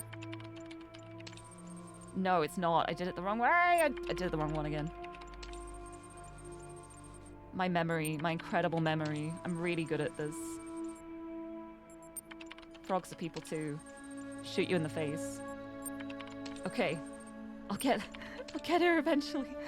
Honestly, it would have been smarter if I'd been writing these down as I went along, but I didn't think of that. Until just now. If I get this one wrong, I will write them down. But I'm not going to. I'm going to get them all right this time. I believe. It's like it might not even be right. Going to resist. The war can be won. Life is fundamentally a struggle. Existence is inherently positive because I'm Serious Sam. No, it isn't that one, is it? No, maybe there isn't a way. I don't know. Anyway, that was fun. I think maybe I just shoot him in the face no matter what I say. I guess because it's on here, I could just come back to that at any time. But anyway, I am so glad I found that. Literally just from a spur of the moment. Oh, these are positioned in a way that makes me look like I can climb on them. Let me climb on them. Right, so... I'm very glad I did that. Let's go up here now. Let's actually do this puzzle. Right, this one is... Cube Driver. Oh, we're gonna give you a cube. Gonna give a cube to the boopy boy. Also, whoop. We've got writing commentary in here. I'm excited. I think what I'll probably end up doing is... For the commentary thing, I'm gonna log into Gehenna first. Okay, I can't actually put that, like, on you. Let's just keep you there for now. There you go.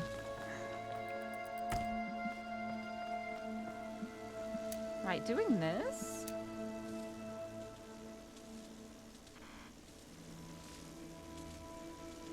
I can power up the fan. Oh no, that... I'll have to do it from this side.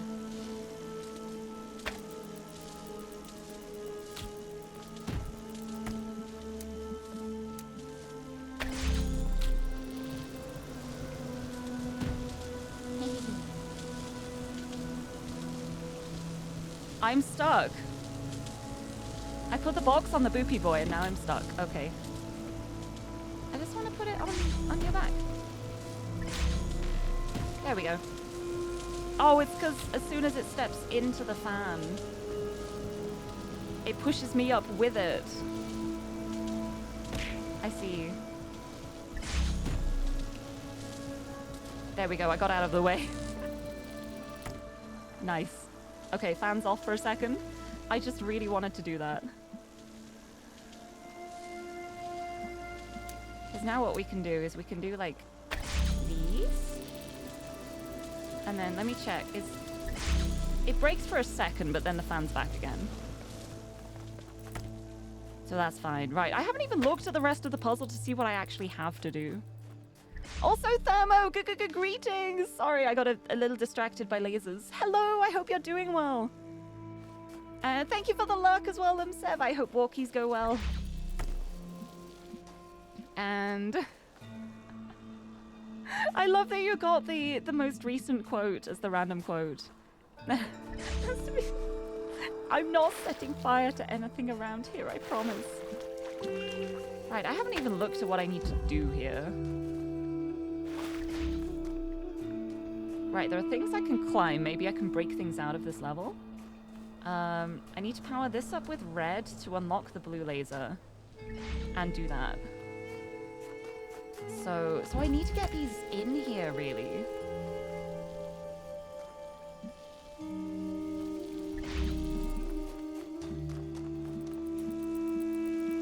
Can I use Boopy Boy to do that? Oh, there's the star! I see the star! I have an idea of what I want to do. Look how high up I am. Yeah! I got one over. Right, so then there's red connected like there. So I can use that to connect that at least. But I won't be able to connect it to the other one. But that's a good spot to start with. Like, I don't need this one to be here. It's just getting caught. So what I'll actually do is I'll put it like on this side. If I do that, it goes over that blue laser, which is just being used for the fan, to be honest. And then I've got the red over on that side now. How will I get the blue? Oh, there is the blue laser on the other side, so I guess I come back up here have a connector where I can literally just do that. Then I need to connect the red. And I need something for the pressure plate. I mean, for the pressure plate, I can take the cube once I'm done over here.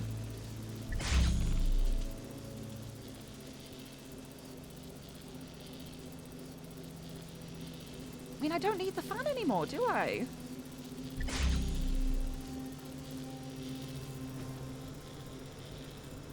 Oh no, I kind of do.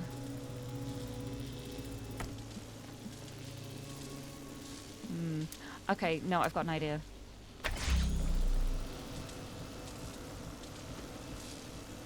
Back over here. Instead of red, I'm gonna make this blue to start with.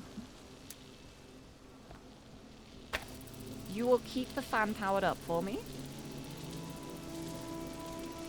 And then I'll also bring this one up and I will have two up here then. Hehehe.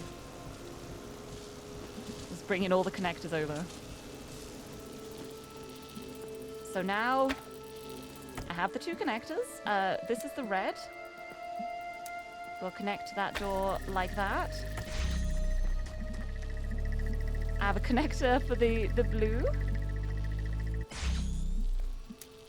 I have a connector for the red. I still need something for the pressure plate.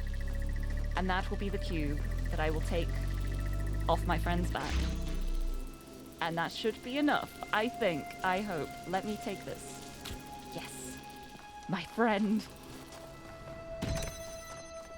Ha ha ha ha! I did it! Asmodeus, hello! And here's the star, I see. But that's actually really convenient.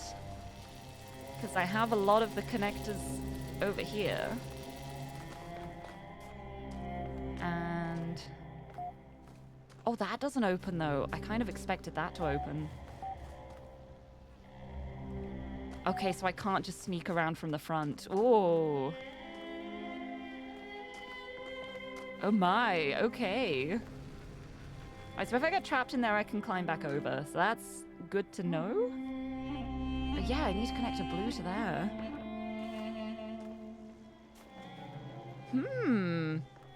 Alright, anyway, let's look at Gehenna first. Hey. There are threads available on the Gehenna billboard system, and then I'm gonna get this star. Show threads. This is the Uriel read this now thread. Let's see what's here.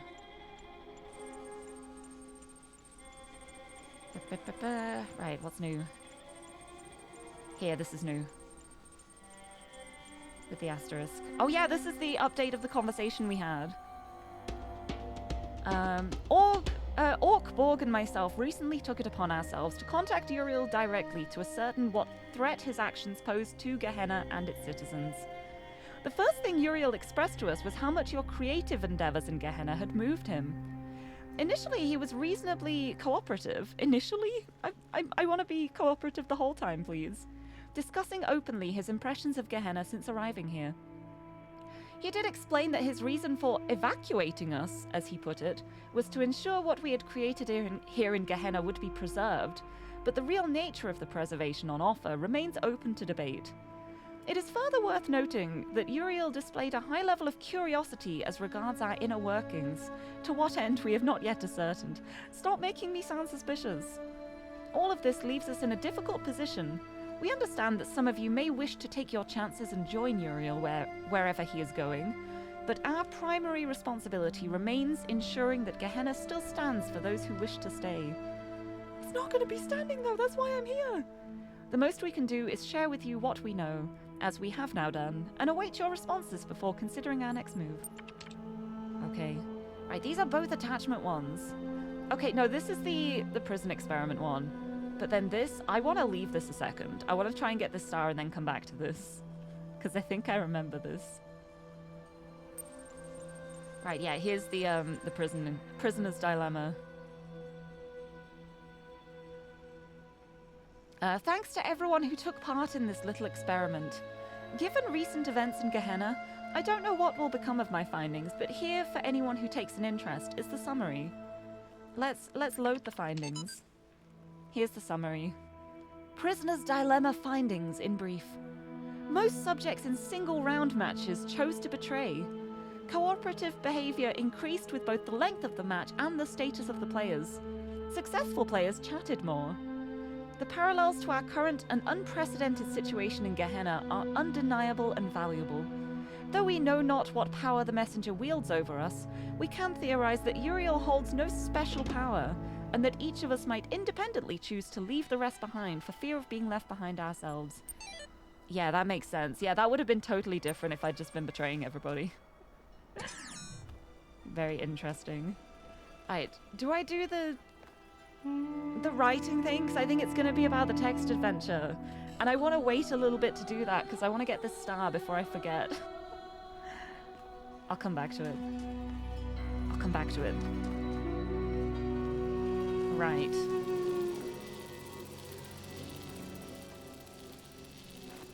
So what I really need to do is...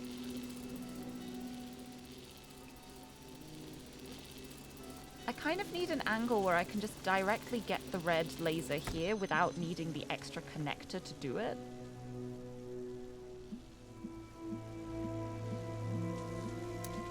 I'm not sure how to do that. Because that works like that.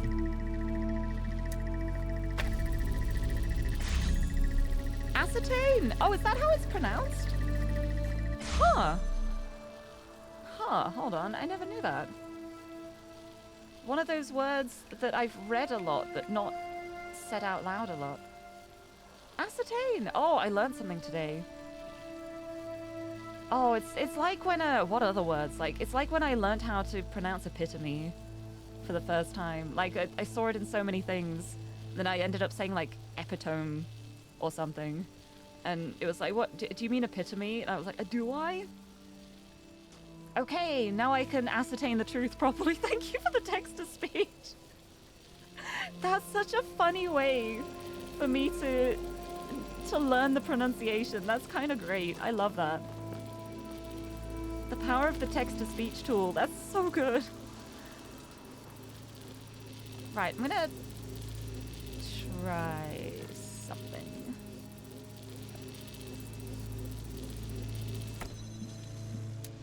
I'm gonna do this up here again to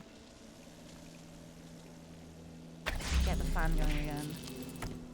Hold on, no, I need the cube to be on top of there. So I need to set this up again.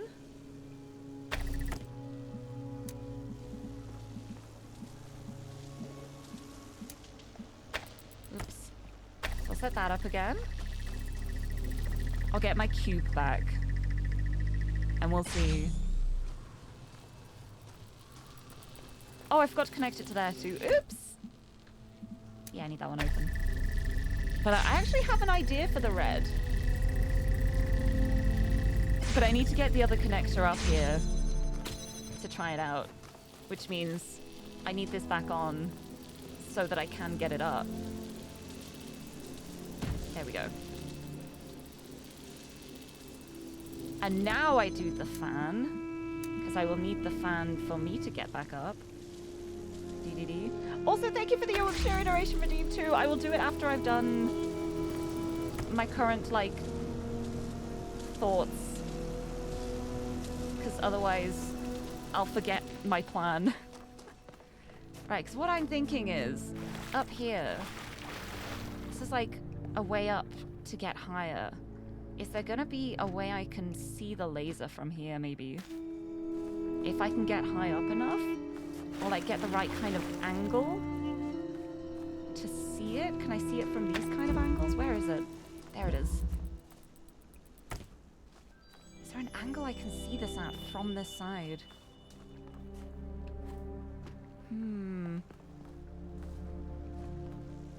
It's so slightly out of view.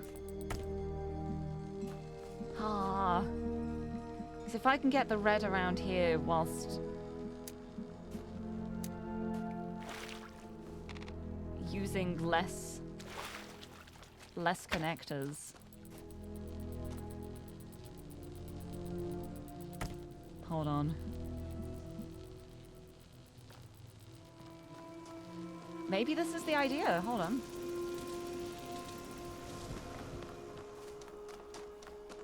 And then from there, directly to the laser. It's gonna end up getting broken. It gets broken for like a split second like that. But it might still last long enough. No, it doesn't last long enough. Need to do it from a different angle so it does last long enough. I guess from like as close here as I can. Like that. There we go.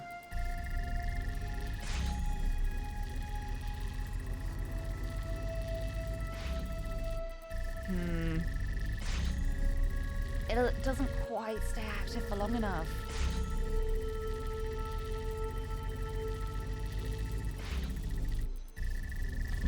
Boopy boy is a bit of the problem here.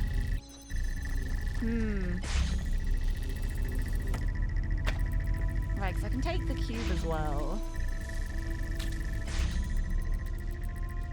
Hold on, I actually have a... Oh, bye-bye!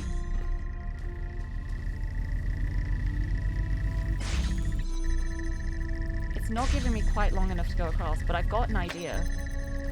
It might not work. There's one way to find out.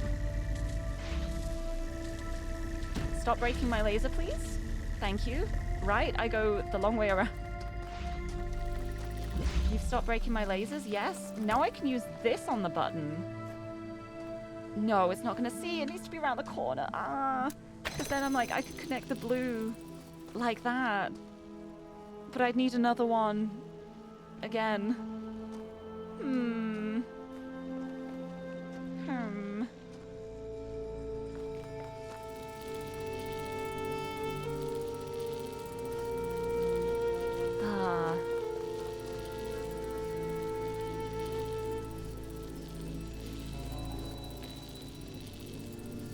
So sad. And yeah, I can't take that away because Boopy Boy is then going to break everything again.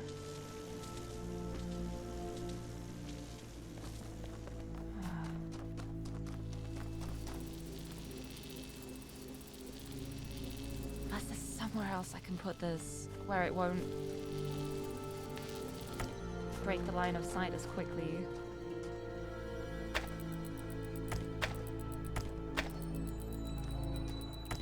No, this isn't gonna work.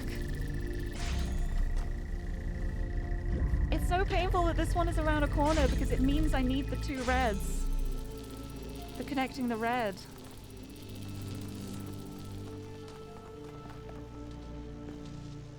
Oh.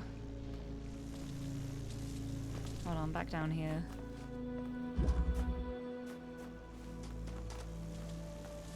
Hello, little window.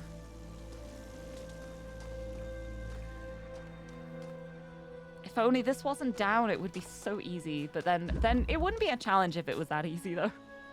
Also, I will have a little break now then, and do the Wiktionary narration redeem. Thank you for the redeem. We've got the letter I. Hello. This is kind of funny. This is in no way in relation to me in any way. This has nothing to do with me at all in any way. This is just the page I ended up on in the dictionary, so please understand that. Please be very understanding. This has nothing to do with me. But the word we got is immolate. Immolate. A verb. To immolate is to kill or sacrifice a person or animal by burning. The origin is the Latin immolare, which is sprinkle with sacrificial meal. But yes, immolate. I don't know why that was the one I got. I mean, the one right after it is immoral. Not following accepted standards of morality. So, yeah, it's a very positive page. Thank you very much for the redeem. And I will have a sip of my monster to recover. Thank you very much. Thank you for your patience, as I thought I was about to solve it and then realized I was not. Right, back in. There has to be a way that I can do this without everything breaking.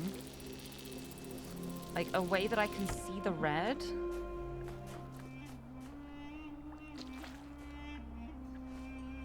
And not have Boopy Boy break it.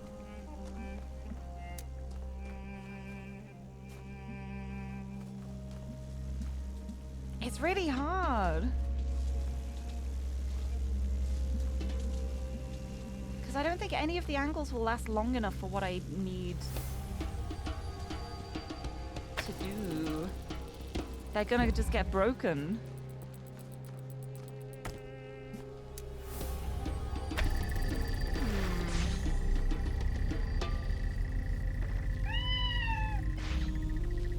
Lirie one wave. Right, so like, I can do that. And I'm just gonna see how long it lasts when I take the cube away. Connected. No, it's not long enough. It's not long enough. This is so sad. This is so sad. Also, Milo, hello! Oh my goodness, thank you for the resub, the 51 months. So many months. Thank you so much. Welcome, welcome. Happy Tuesday. Welcome in to me trying to get stars and doing the same things over and over and expecting a different result. Hello. This one feels so straightforward to figure out. I just need to get the laser around. And I'm not doing that. I just need a laser connected to there. But it's just so slightly out of view from here. Like, if I had another thing I could put on here, that I could, but I'm using the cube to stop the line of lasers from being broken. So I can't really do that. And I can't see the red laser from this angle because like, up here, it's so awkward.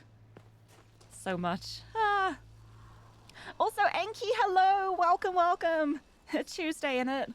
Bottle of water. Alright, governor. Let's have a tuna sandwich in it. I don't know what I'm saying. Welcome, welcome. I hope you're doing well.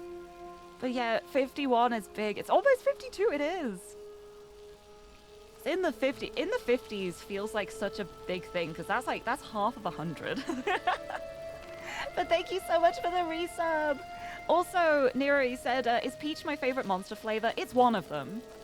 I have multiple favorites.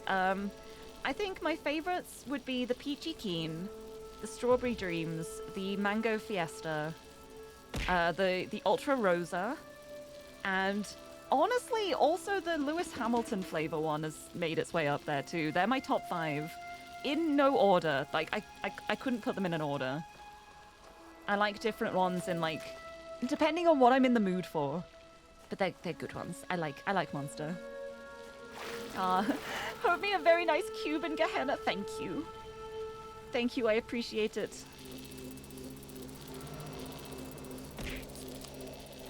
Right, I need to figure out how I can do this. Is there anything else I can bring around? I don't have any other items in here. I can't take this fan, it's like built into the ground.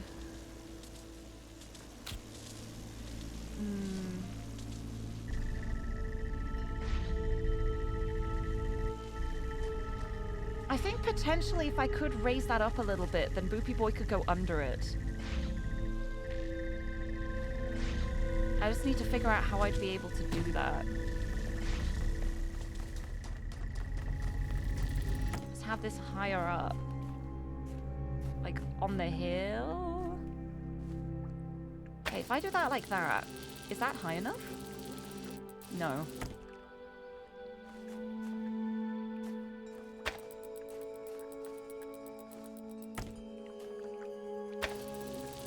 Is that high enough? Wait, is that high enough? That's high enough. Can I see that with this one? I can't put this at an angle where I can see it. Never mind. Almost there. ever so almost there. I'll put you here. Is there any way? Any way I can line this up? That's not gonna be high enough, is it? No, that's not high enough. Is that high enough? That's not high enough. Is that high enough? It's going into the wall. It doesn't work. Ah! Ah! Celeste Raid! Oh my goodness, hello! Welcome, Raiders! Welcome, welcome. Hold on, let me just disconnect that for a second. Stop the lasers from screaming at me. But thank you for the raid! Hello, Raiders! Welcome in! Welcome, welcome! Oh my goodness, you were playing Putt Putt Saves the Zoo. I love that game. Oh, all of like the Putt Putt games, the Freddy Fish, Pajama Sam, good memories, good games. I hope you had a good stream. Oh my goodness, thank you so much for sending the raid this way. To anyone who's new here, hello. I'm Lirie. I'm a pink-haired cat girl from the UK, and I love comfy games and puzzle games. And I'm currently playing the TALOS Principle Reawakened, which is a remake of the TALOS Principle, which is my favorite game of all time. And I'm currently playing the first DLC, the Road to Gehenna DLC, and I love this game so much. I really, really love this game. So much of this stream has just been me talking about how much I adore this game. Oh, but I'm trying to get a secret star at the moment. There's a star up there and I want it. And I know what I have to do to get it. I just don't know how to do that thing. Because there's a little fan down here that can be powered up, but I don't have enough stuff to power it. With the way I have things at the moment, because this keeps breaking my laser chains. So that's what I'm currently trying to figure out. But oh, thank you so much for sending the raid this way though. It was so funny. Have the original version, you think, but never got around to trying it? Oh, if you want to check it out at some point, it's so much fun. It's like, it's so much more than just a puzzle game. There's such a cool world and story to discover in it. I love it. I love it so much. And it makes you think too. Like, if you like a little bit of gentle philosophical what if this, that, and the other, it's so good at that. That's not high enough. That's not high enough. That, I think this is high enough, but I can't connect. No, it isn't even. I don't know how to then connect it on this side. Oh. Here? No, that gets broken too. Ah, I will figure this out. But yeah, oh. No, it was my favorite. Yeah, it's the kind of thing where I flip-flop for a while about what I think my favorite game is, because I like so many games and it's so hard to like compare different types of games. Like a puzzle game's different to a casual game is different to an intense game. So it feels bad to have everything on the same level, but like the more I think about it, the more I'm always just like, it's the Talos Principle. It has to be. It's my favorite. But yeah, thank you for sending the raid this way, though. I hope you had a great putt-putt time. It is such a funny... They're all such funny games. It's always so entertaining, like, playing children's games as an adult and, like, noticing all the little things they manage to slip in there. They go, like, under the radar, but, like, if you know, you know. But if you have to head off after your stream and go have a rest, then please look after yourself. Go get some food and drink. Have a nice relaxing time. But if you want to stick around for a little bit, I'm probably going to be here for a while, because I'm going to get this star. I refuse to not get this star right now. I simply refuse. I need it. I need it.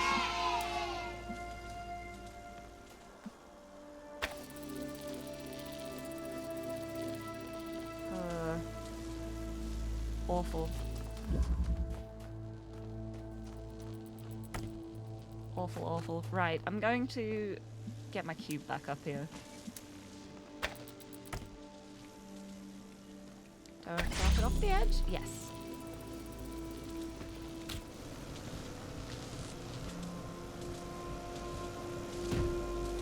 Ha ha ha!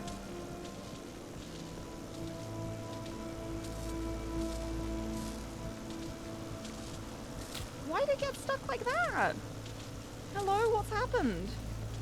I have no idea how that happened. That... Huh. Well, I guess I don't need to actually be on it. I just need to take it from the other side.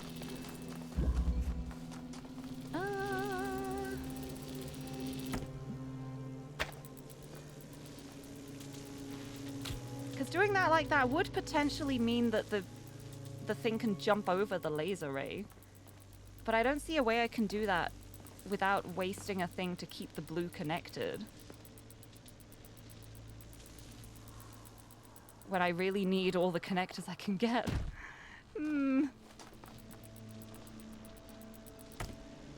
Right, because it's just gonna keep breaking that. Which means the red keeps losing connection every time it happens. And it's not long enough there.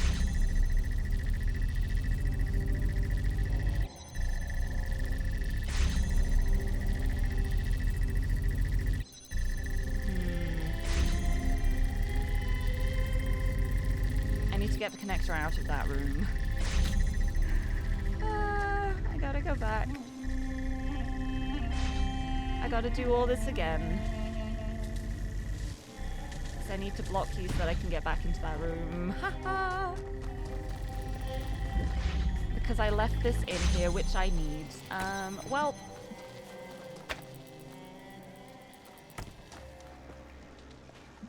Let's do that again. Ha ha ha! But, do I have a least favorite puzzle game I've played? I don't know. I've liked most of the puzzle games I've played. Like, I think for, like, least favorite ones, it's usually not, like, the game itself or the puzzles in the game itself. It's usually when a game is, like, broken or has technical issues, and then I can't, like, physically solve the puzzles.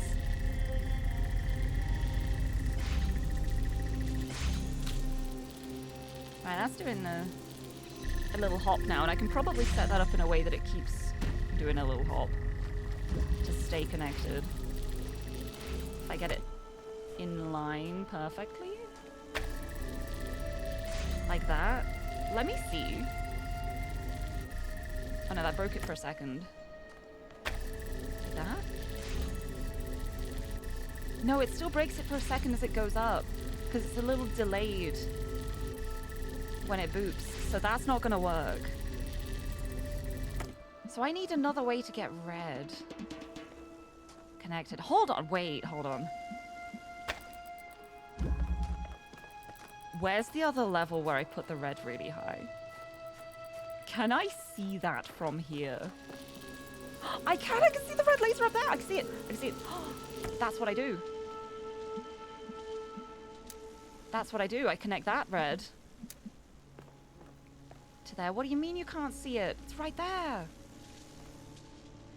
Red laser is right there. What do you mean you can't see it?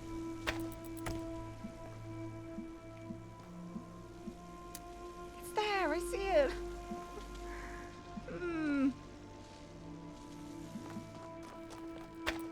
Hold on. Can I see it from down a bit? Come on, I know you're there. You're right there. Is it the angle? Is it too far at the side? What have I done? No. Yeah, Enki, you don't have a favorite game. It's just a bunch of games that are top for you. Yeah, that's how I used to be. Talos Principle changed that. Just because I love it so much. But when it comes to like second place game and stuff, I can't rank it. Like, I like different games for different reasons and in different ways. So it's hard to just be like, yes, this one, this is the favorite. This is the second favorite. I can't rate them. You want to go back and play a bunch of older puzzle games, but what's sad is sometimes they don't play nice with newer versions of Windows. Yeah! That's always the problem when the hardware gets upgraded and then other things end up being obsolete. It's a shame. Can I really just not see this from here?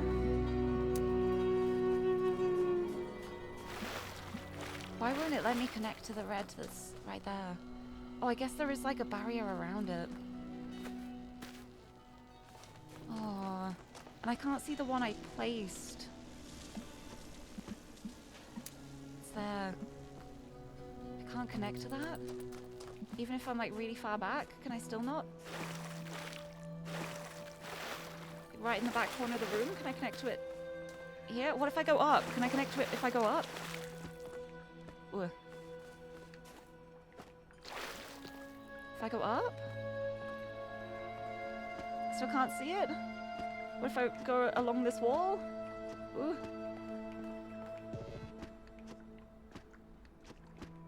Whoa, this is a little scary. I managed to get up here. What if I go along here? It's connected. It's connected. It's connected to my connector. The one that I put at the bottom. It connected. Oh my goodness. Right, now I'm gonna have to put the cube back because I need to get the other connector on this side, but I think I've got it. I think I've got it.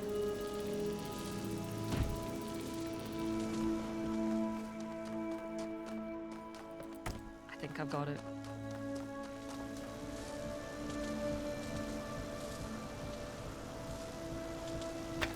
Oops. That's not what I meant to do. That's... Oh! I did it again!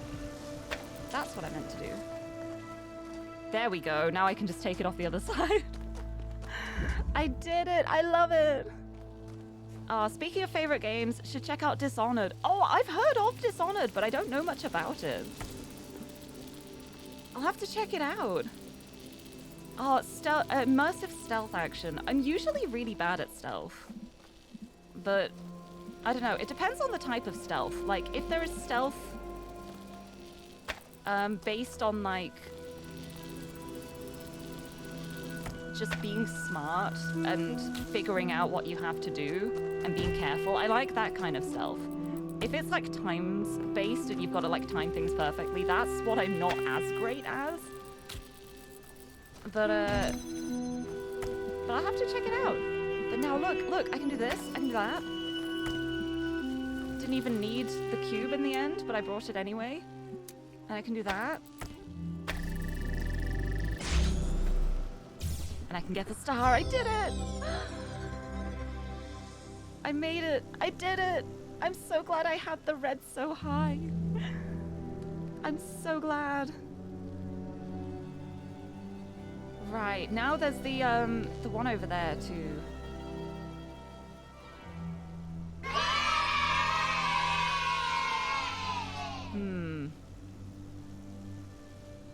Now I'm wondering if there might be a way to break a connector out of this level somehow. That's what I want to try and do next. Like maybe like this little edge. If I use my cube. Like if I'm climbing on like, if I can get up to the top somehow and like climb out with a connector. If I can break a connector out somehow, that would be really good and I would like that a lot. That's what I want to try. But yay, I'm so glad I got the star. I made it.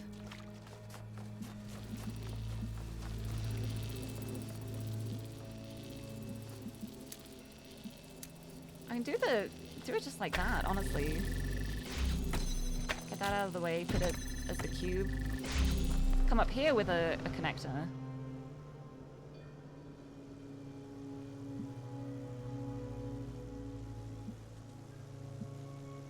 I'm up here with a connector. Can I take it out of the level if I go this way? I don't think I can walk on the spikes.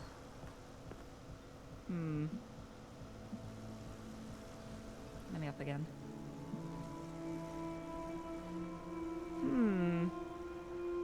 Be interesting to be a bit higher here, wouldn't it?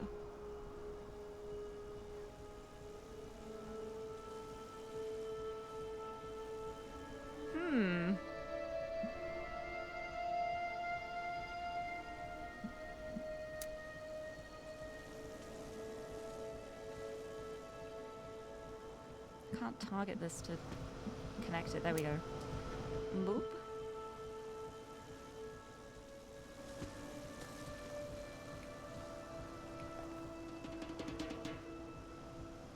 Oh no, I fell off on this side. Are you kidding me? What a pain. What a pain. Oh wait, rewind.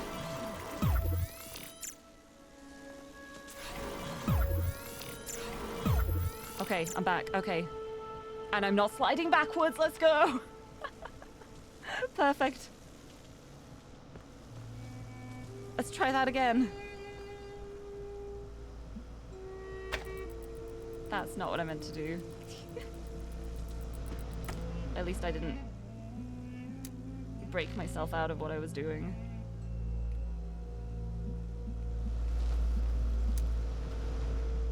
Because what I want to do is place that on top. Ah, that's not high enough. I have to be like on there to do it.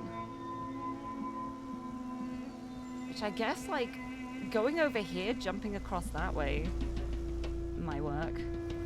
Let's see if I can do that. Oh, that's quite a big gap. Maybe I can't make it across there.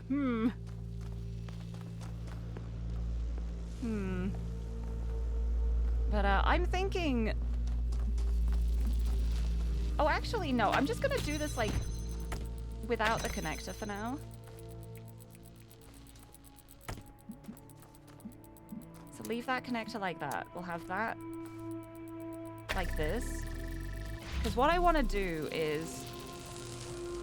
I want to go up, like, on cue.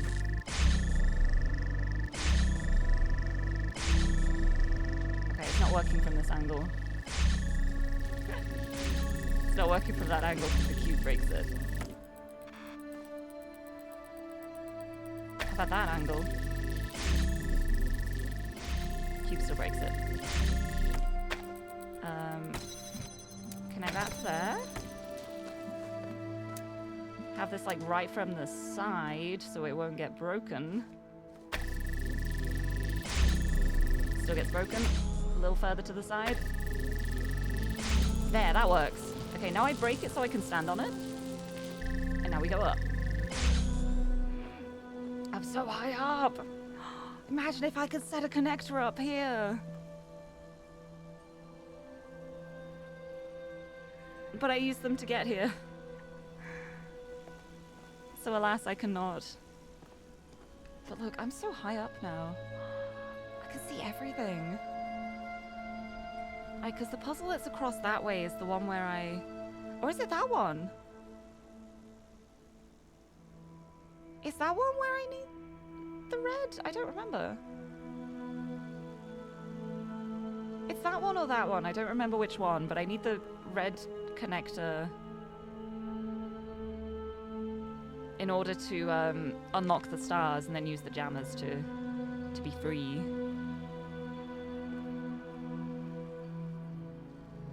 Right. But the thing is, I'm using like 3 blue connectors here in order to get up here. There has to be a more efficient way I can do that.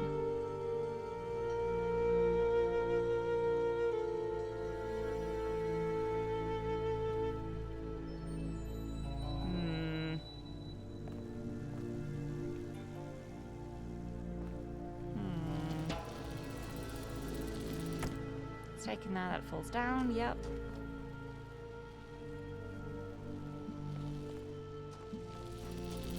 Because see, I'm just like, what if I did that?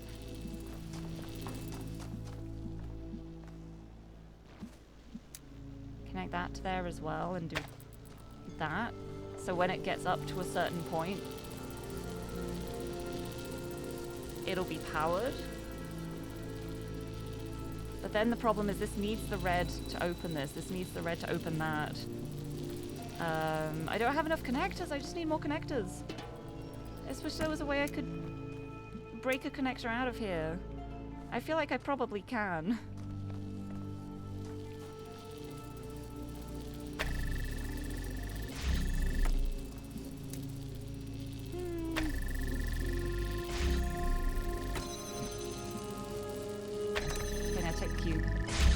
cube on the button. Bring connector with me. Figure out way out. Up fan. Figure out way to bring cube out. Connector! Connector out with me. Somehow. Maybe I can't. Right, it's so interesting that it lets me like have the jump spot to here. But then there aren't any other jump spots to jump to. Oh wait, no, this just breaks the connector out into the first part of the level. Which is progress. Yeah, I'll have the connector on this side of the purple. That means I can use it from here to connect things. Which could be extremely useful. Just having a connector ready there to connect things. Interesting. Okay, right, I'm gonna go back around now. I think it's text adventure time.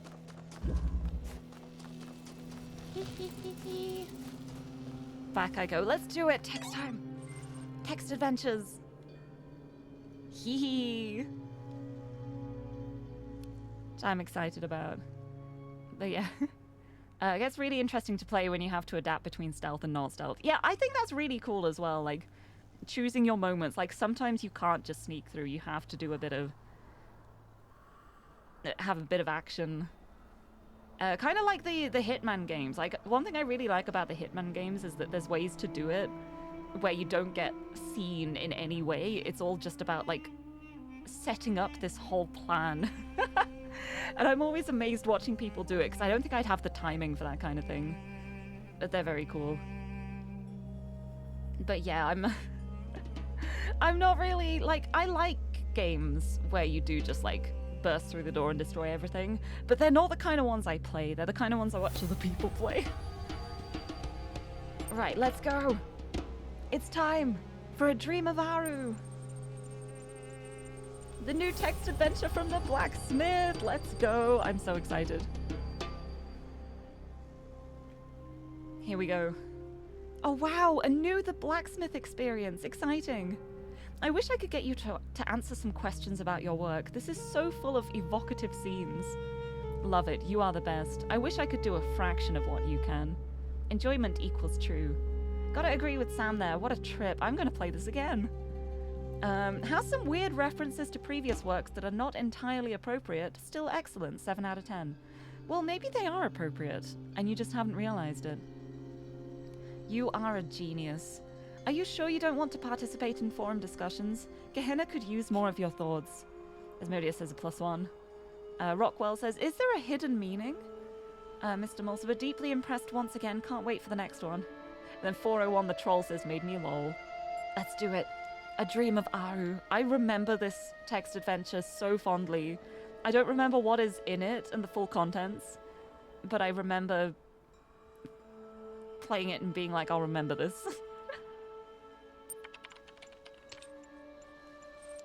Yeah, it's a bit like Hitman, although I think failing stealth in Hitman might be more punishing.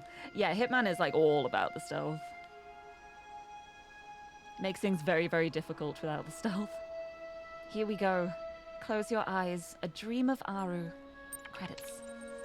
Written by the blacksmith, inspired by the book of the Scribe of Osiris. Create a system or be enslaved by another man's. Let's dream. The last thing you remember is the great block of stone falling towards you, its dark shape blotting out the sun, and a single thought racing through your mind. All this just to build a tomb? But now the pyramid is gone, and so are the other slaves. You are all alone in what appears to be an endless desert. Well, I guess we start walking. You start walking across the desert. The sun is glaring, but you feel no heat. You look down at your feet and you see that you have no shadow. The latter is particularly disquieting. You feel as if you were no longer anchored to the world. I think I shall pray. You fall to your knees and beseech the gods. Osiris, foremost of the Westerners, Hathor, mistress of the West, Hades, receiver of all, hear my prayer. Something enormous starts crawling out of the sand before you. Well, I'm going to wait for it to rise. This is an answer to my prayers, clearly. From the depths of the sand rises a golden beast of many limbs, its body greater than any man, its claws sharper than any sword.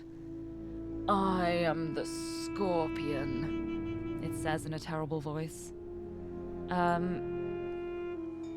You know what? Let's worship the scorpion. You begin to worship the scorpion, but it interrupts you. I have no need for worship. I am eternal. I was before the beginning of time, and I shall be after its end. I mean, it would be really funny to argue semantics right now.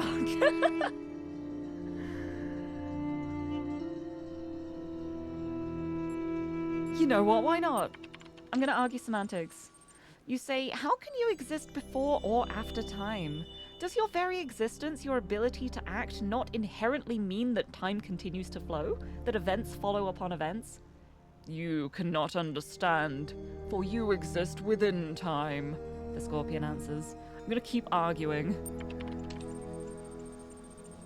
You consider the scorpion's reply and respond thusly. But the definition of time as events following other events is relatively simple. How could you exist outside of this? Unless you mean that you would exist in purely physical terms, as matter, but so would I, even if you tore me apart. In either case, there is no real difference without the ability to act. Action and time are essentially the same thing. I was speaking metaphorically, the scorpion growls. I'm gonna press the matter. But look, you say, how can time be understood as a metaphor in this case? I meant the history of your world.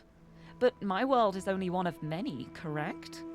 Yes, there are other worlds that... Then the metaphor hardly makes sense. Time is not what defines my world, spaces. You could have said something about existing before and after my world, or realm, or even universe if you prefer, but time is actually something all these worlds have in common. Look, I'm sorry. I was just trying to sound impressive, okay? Basically, you're dead, and you have to travel across the Duat in order to reach the paradise of Aru. Good luck. Having shared its wisdom, the scorpion vanishes under the sand once more. Well, I think that went really well, and I was not irritating in the slightest. Let's walk towards paradise.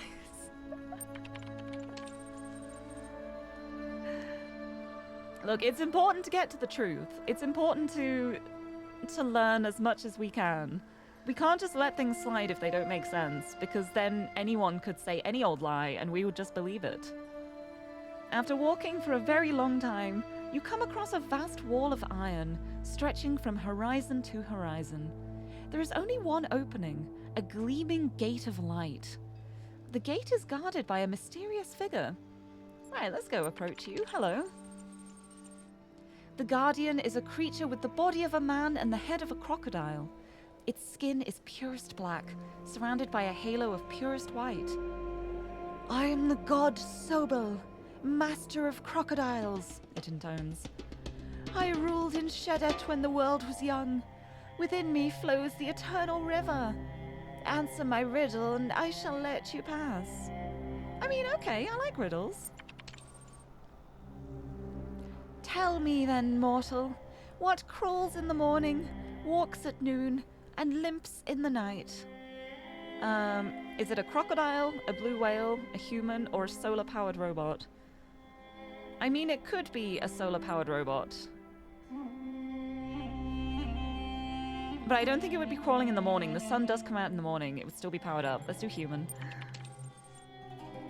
Correct. You may pass, says the crocodilian god, and steps aside. The barrier of light fades and the gate is now open to you. Let's step through. As you step through the gate, the ancient god raises his hands to the sky. From his mouth bursts forth the eternal river, drenching the land in water. The waves carry you away. You know what? let's let the water take us. If we fight against it, we're just using our strength. Let's just see where it takes us. Preserve our strength.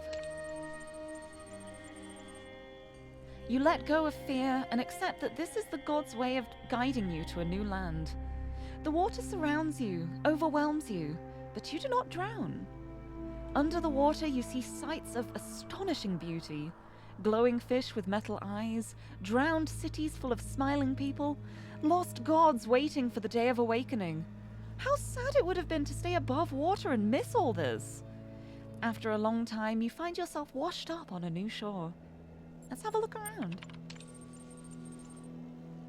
The eternal river has brought life to the desert. Everything is green now. Palm trees sprout from the ground, casting pleasant shade on the grass. Lizards come crawling in from the desert, eager to catch the vari-colored dragonflies that buzz about. A soft wind blows from the west. Right, do I rest in the shade or do I start walking? Right, I think it's probably best to press on, but I'm gonna have a little rest. Let's wait in the shade for a bit. You sit down under a palm tree and close your eyes. You tell yourself you will only rest for a moment, but your eyes fall shut. Drift off. Snap time. You are awoken by a monkey that has just climbed out of the palm tree. It looks at you with a strange expression on its face. I'm gonna pet the monkey. Hello.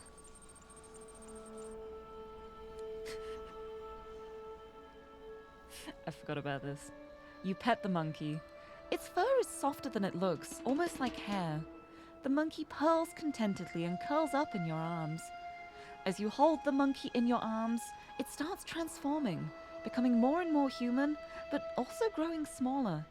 By the time it looks like a human baby, it is so small that it falls through your belly button. You are now pregnant. Great! Well, I guess I should continue my journey then, now that I'm pregnant. Let's go.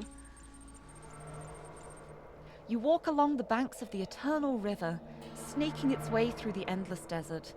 You feel strangely at peace. After some time, as the sun is setting, you come to a city built on the riverbank. Smiling people come out to greet you and bid you welcome. You are led to the town square, where a great feast is prepared. There's roasted fish and olives and dates and honey and many other wonderful delicacies. Where am I? You know, I could just enjoy the feast and just go along with it, but I want to ask where I am. My friend, an elder says, you are in the beautiful city of Barzak. We, the souls who no longer seek the way to Aru, have gathered here to live in peace. Do you see that gleaming spire in the far distance? You do. That is the Pyramid of Ian. The Institute for Applied Nomatics? Where the souls of the dead are judged. Only the worthy are allowed into Aru. But to get there, you must cross the Pregnant, terrible... pregnant, perginant, pregante.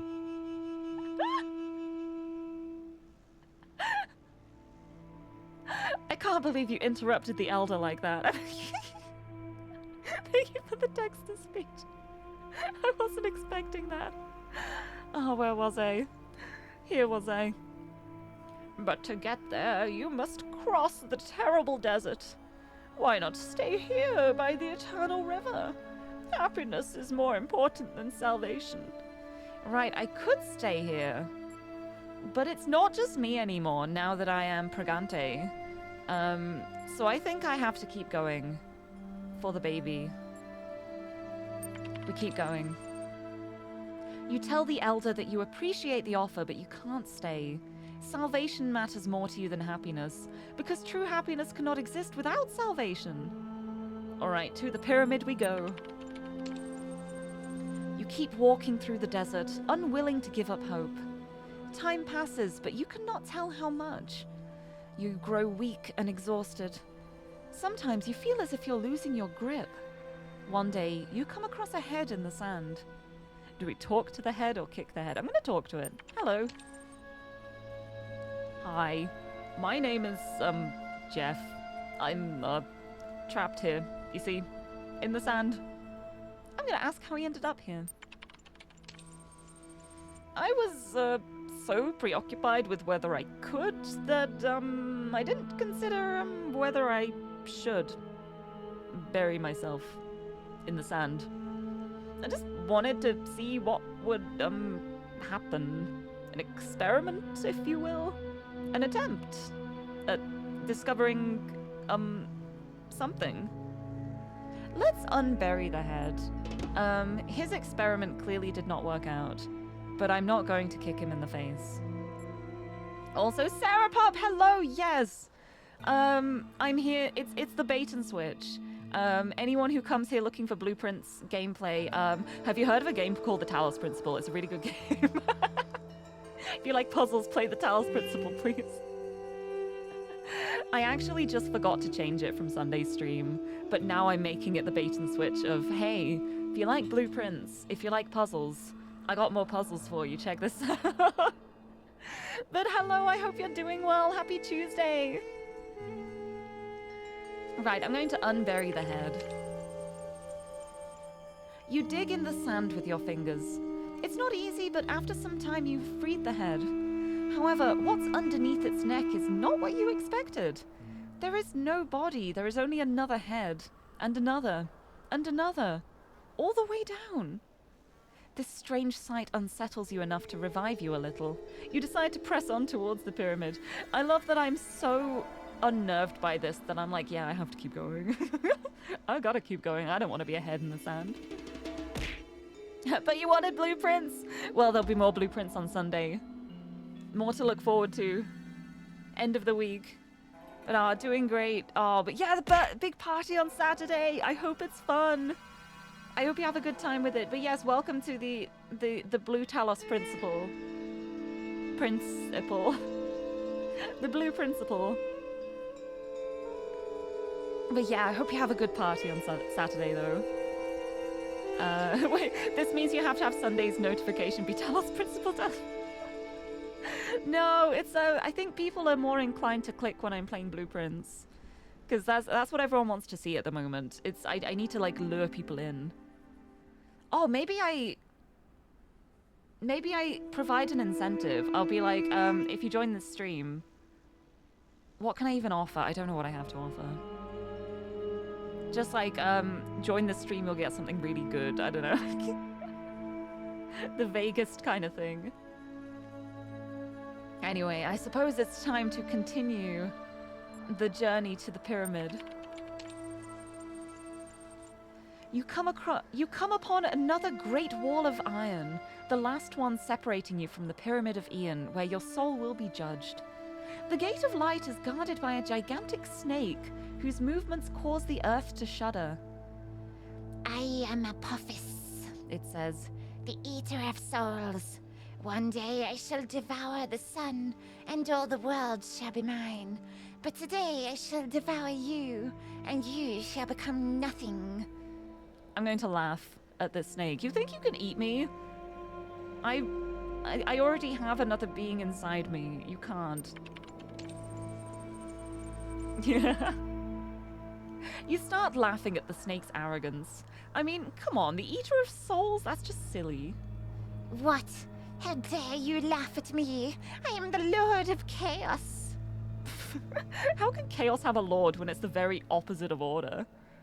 I am the world encircler, the serpent of darkness, the eternal enemy. As you keep laughing, the snake starts fading until all that's left of it is a vague shadow. You step right through it, still giggling. It makes an annoyed sound, but has no power over you. Right, to the pyramid! At long last, you have arrived.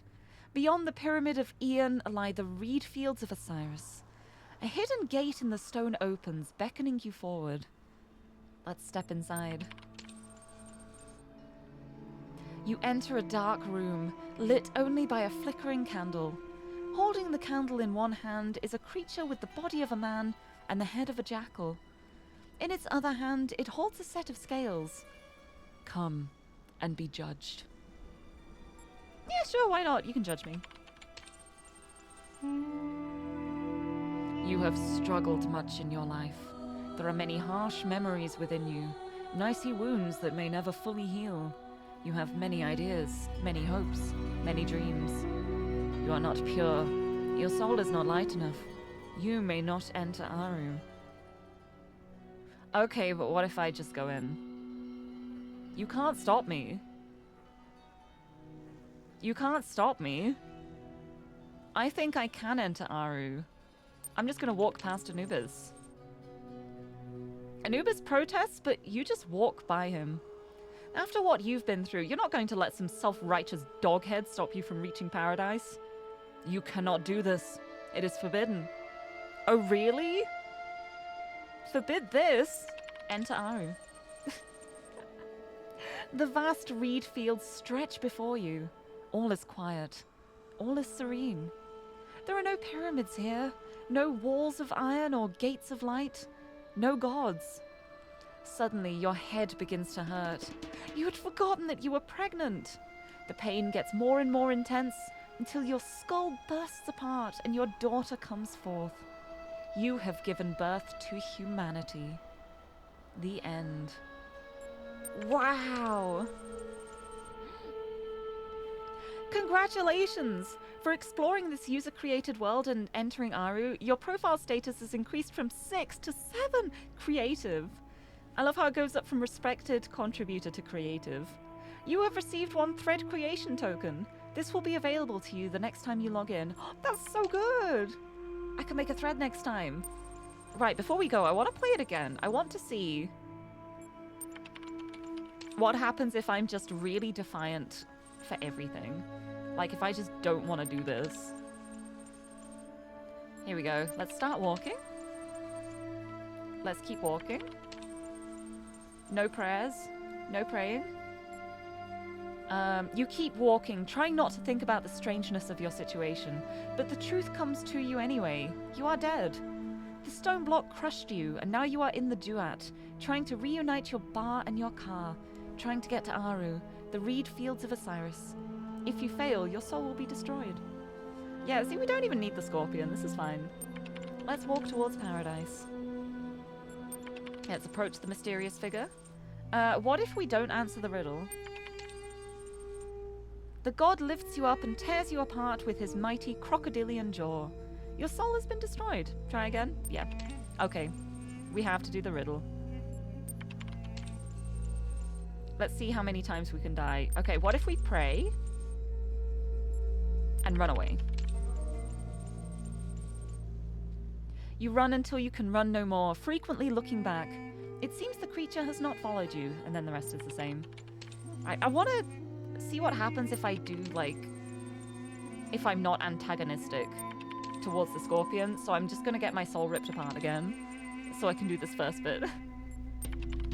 Right, here we go. Let us pray. Let's wait for it to rise. We have the scorpion. Let's worship the scorpion. We won't argue semantics this time. We'll ask for help. There, this is just the same wisdom as before. Oh, no, it's different. It's, your old life has ended, the scorpion says. You are now in the Duat, the land of the Westerners. A great and difficult journey lies before you. If you face its challenges, you will reach the reed fields of Osiris, where your car shall be reunited with your bar. If not, your soul will be destroyed forever. Okay. Here we go. Let's approach. Let's agree with the riddle. Let's answer it correctly. Let's keep going. We're doing things well now. Let's let the water take us because we trust in the gods. We just believe. We have so much belief here. Let's not see the monkey this time. Let's go. Oh, wait. Are you sure you don't want to rest? You are very tired. No, let's keep going. And pass out. Oh, no. Yeah, we just made it. We made it to the river. We made it to the feast. But we have to keep going. We have faith. So we can't stay here and enjoy the feast. We're heading to the pyramid. Let's talk to the head. Let's be kind. We're not kicking the head. We are going to free the head. And another one. And another one. And now... What? I wonder what happens if we surrender to Apophis.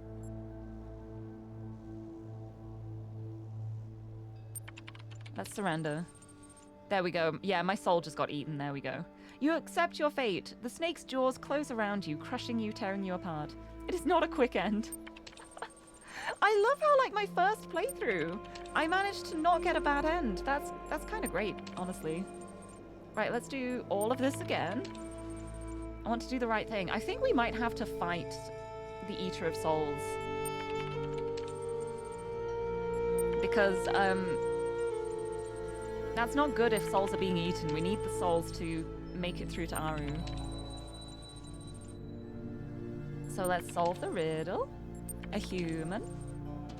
Step through the light. We'll stay wherever the water takes us. We will look around. We won't rest. We will just walk.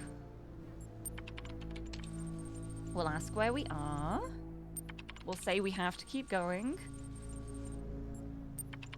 For salvation. Salvation is more important. And I think... Okay, after talking to the head and freeing the head, unbury the head. Da-da-da. Let's continue. Now let's fight Apophis.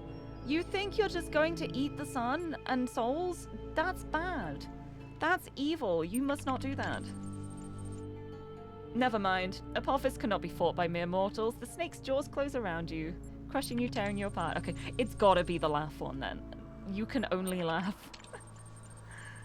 Let's do that again. I'm gonna have a sip of my drink while I do this.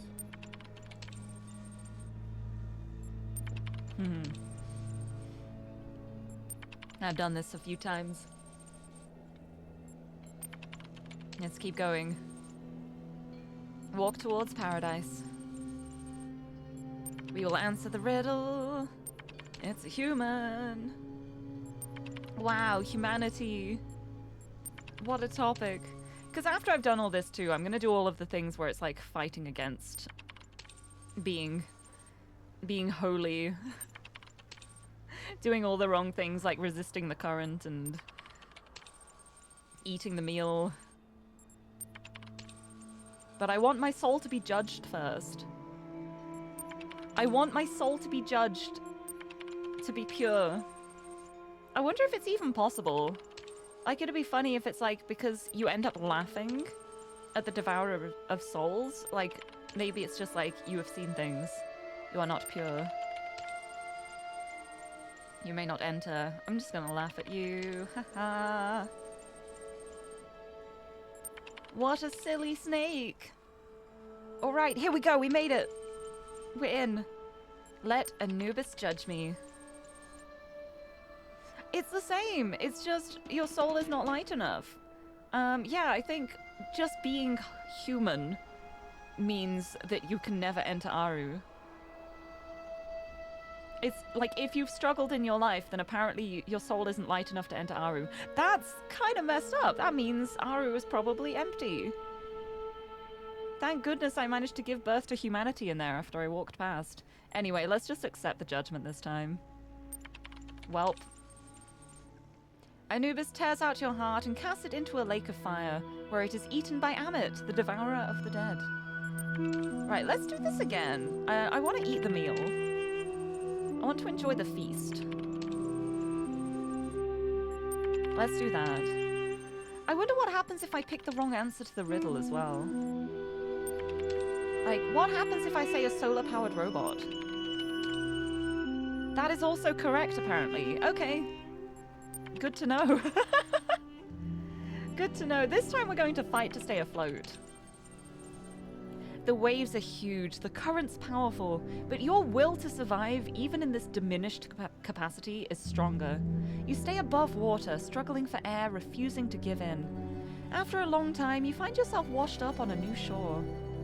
Have a look around. The eternal river has brought life to the desert. Everything is green now. Palm trees sprout from the ground, casting pleasant shade on the grass. Lizards come crawling in from the desert, eager to catch the varicolored dragonflies that buzz around. Yeah, this is the same. Actually, I wonder what happens if we're mean to the monkey. What if we punch the monkey? You punch the monkey in the face as hard as you can, knocking it out. It drops like a sack of potatoes. Let's rob it. You loot the monkey's body, discovering a sword and 2 gold coins. Wait, I've got a sword. Can I fight the snake with the sword? Hold on. I do want to enjoy the feast, though. Let's have some nice food. You truly enjoy the feast, without greed, without shame, as only the dead can. Then you fall into a deep slumber, in which you dream of the stars. When you awaken, the city is vanished. In the distance, across the desert, you see the Pyramid of Ian, which is the gate to Aru. Oh, so I'd have to ask where I am, and then I'd have the option to stay there. That would be interesting. Right, anyway, let's kick the head. You kick the strange head in the face. It makes you feel a lot better. Alright, wait, what if we bribe the Eater of Souls? Can we bribe you? We've got money. Oh! You hand Apophis the golden coins you got from the monkey. Apophis examines them carefully. These coins have great power in the underworld, for they are the very coins that were placed upon the Creator's eyes when she died. I shall let you pass, and you need never fear me again, mortal. That worked out surprisingly well. Right, into the pyramid. What if I kill Anubis with my sword? Especially now that we know that nobody is pure enough to get into Aru. I feel like you're being a bit of a gatekeeper right now. I think people should be allowed to ascend, even if they've been through stuff in their life. So I'm just gonna stab you. Hee. With a swift stroke of your weapon, you slice the jackal-headed god in two. How dare he think he has the right to judge you? Or anyone. It's like the QR code, hee. Paradise should be open to all, or it is no paradise. In we go.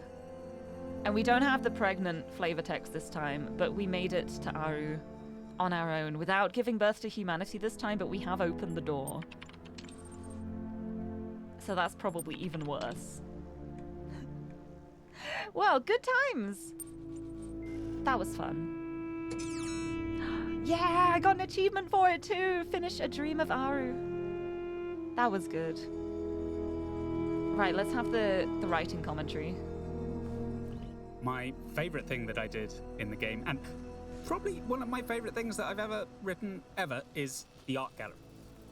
As soon as I heard Jonas say robot internet forum, I had a few different ideas that I knew I really wanted to do, and the first one was this art gallery. I love the idea of being in a little text adventure and exploring a space and seeing these ASCII art pieces, well, yeah, you are seeing, because they're ASCII art on the screen, and then having them described in this like text-only format is something that really tickled me about that.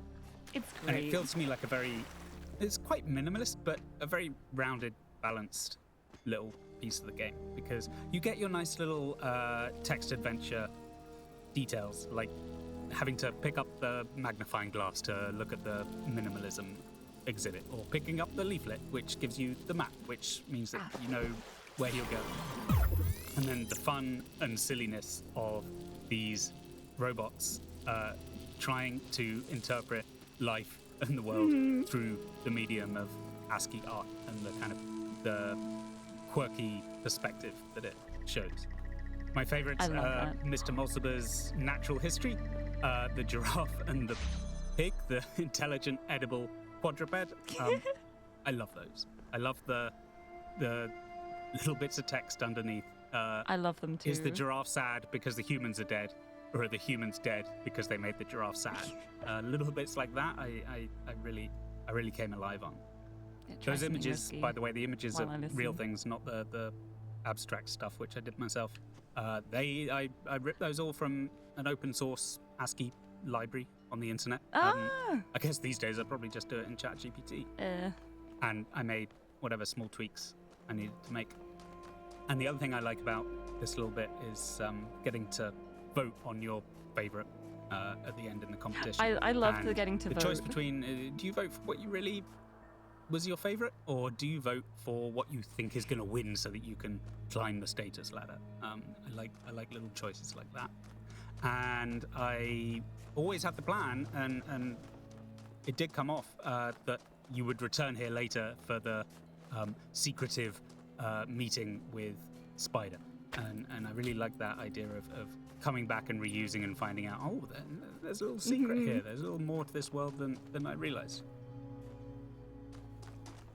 I love that so much. I really liked the fact that, like, with the art gallery, it is like the status symbol of, like, if you vote for the top one, you will get more status. I feel like that's such like a weird thing because it's like, yeah, you have to agree with the majority if you want any kind of status. So then it becomes kind of like a little bit of like an echo chamber then, because the people who dare to like say something different will then get shunned for it, and it's like, oh dear, okay. I want to check something. Where does that lead to? It's not like in the puzzle room. I want to figure out if there's a way I can get this connector into this chamber. Oh, I'm still Gehennaed. There we go. I want to get this into this chamber because it will make things so much easier if I can just have the connector I need right here. But I can't from here. And then this is going like further back then?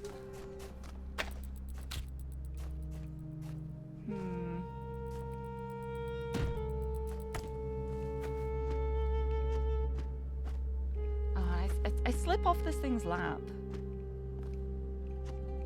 If I try and be like up there. No, I can't quite get high enough. I don't see any rocks or anything I could put it on either. Like if there was just like a little awkward rock I could prop this up on. And I'd be able to get it in, but I don't think there is. See, it looks like there's like a little ledge at the side here that I feel like I should be able to sneak onto, but I cannot.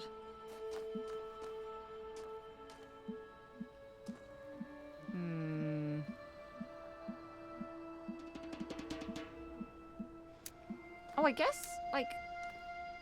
No, that's not going to work from this angle because it needs the window.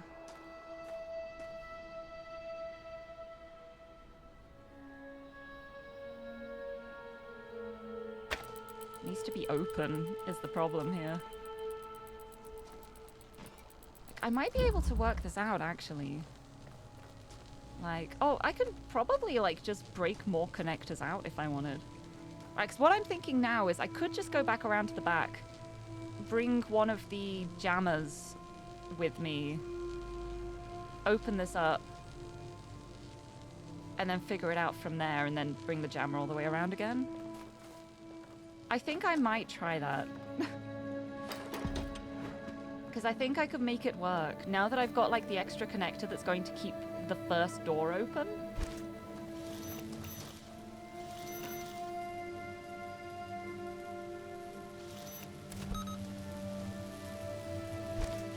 But I think the main worry here is, like, the orb. Keeping the orb jammed. But I think doing this should be safe. Oh no, I'd have to... I do that. And then... Yeah, no, I can't do the orb. No, I'll have them both at the end, because then if I make a mistake, I can just bring the other one back around with me too and just solve the entire puzzle again. Right there, doing that. This door is open now.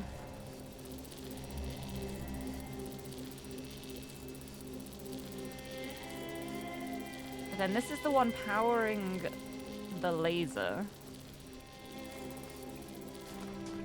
So if I jammer to keep this open.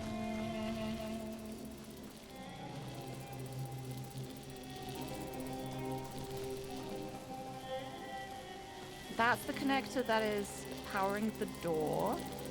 I do that, that closes. No, I would need both of the jammers for this too.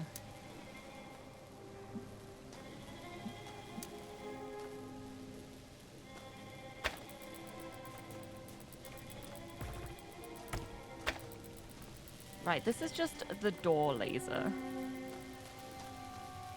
I'm gonna go back and get the other jammer. I have to solve the whole puzzle again to do what I want to do, but it's okay. I have an idea. It's always nice to have ideas. Right, because then I can do that. That's back. Okay. So now this is open. I can use this jammer to open this. That's open as well. And now this is the one that is purely the laser.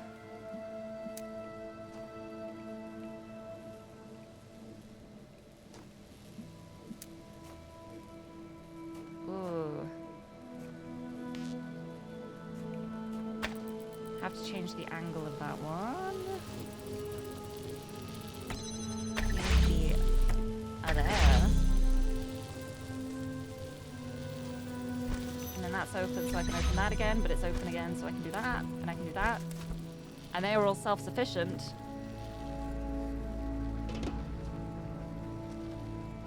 But I'm still... I still need a way to bring a connector out, is the problem.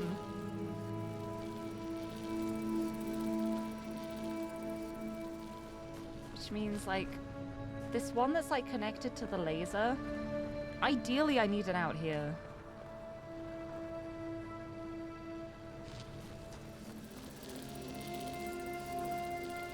Hold on. Okay, I can do that from the outside and have the jammer like that. And so then... That's the one. Oh, no, that closed that door. Ooh, that's not what I wanted to do. I still need to get that one out. Where's my beloved jammer? Boop. There we go. Got that back. There's got to be a way I can get these out. Just one of them.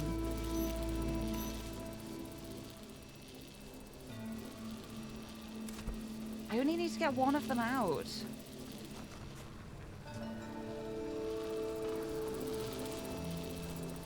So I've got two connectors that I'm using, and then the one that's like outside of the puzzle room. And I can't figure out if I can break this into the level. There could potentially be a way. I have not figured it out. Can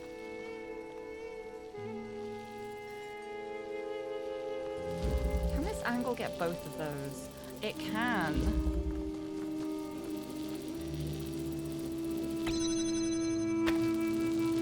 I'm gonna try something. Oh, did I just get myself stuck in here? I may have gotten... Oh no, I have my jammer. Oh, thank goodness. I was like, I might have just gotten myself stuck. Nothing to worry about.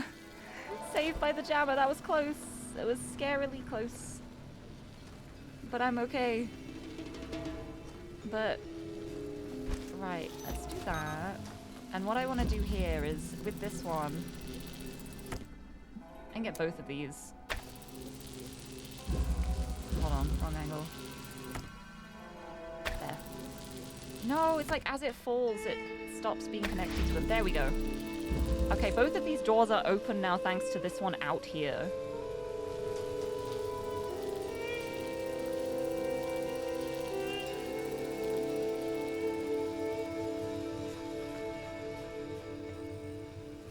So then... That one is like keeping this open, so I don't... Oh, nope, don't like that, don't like that.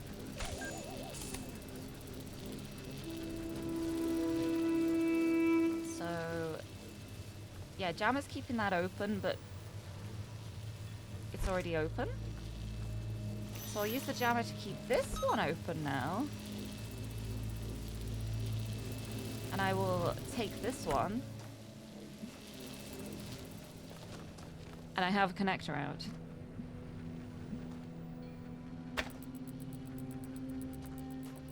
However, the Jammers are both around this side. And I do kind of need both of the Jammers to stop the Boopy Boys. And also this, but one of them is holding this open because it's not actually connected anymore to anything. If only I had another connector, right? Because like from here... Oh, I need so many. I need a red laser to connect it to. Can't even see from here. Actually, you know what I'm gonna do? Screw it. This way. Boop.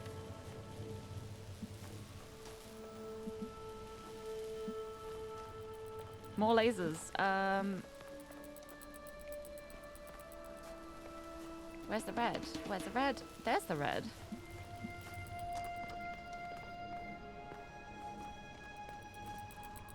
I see the red up there. Can I get an angle where I can see it? Either of them? Angle where I can connect to red laser? Angle I can see red at?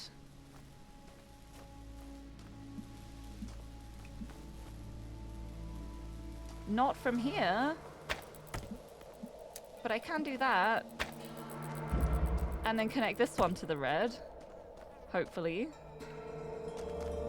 From somewhere. There has to be some red I can connect this to.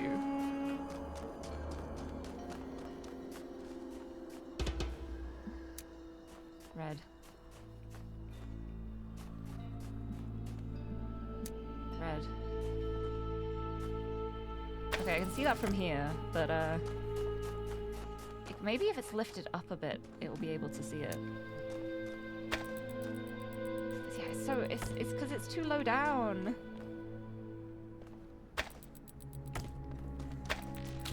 This is really silly. What if this might be dangerous.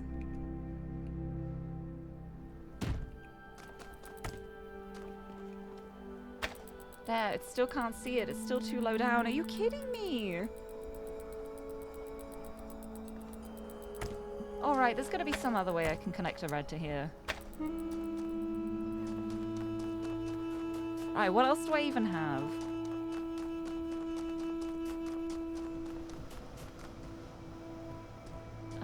This one has a red laser.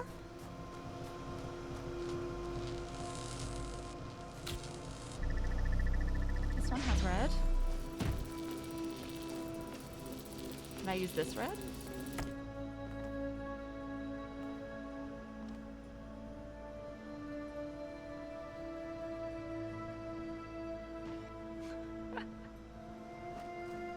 So whereabouts would it need to be?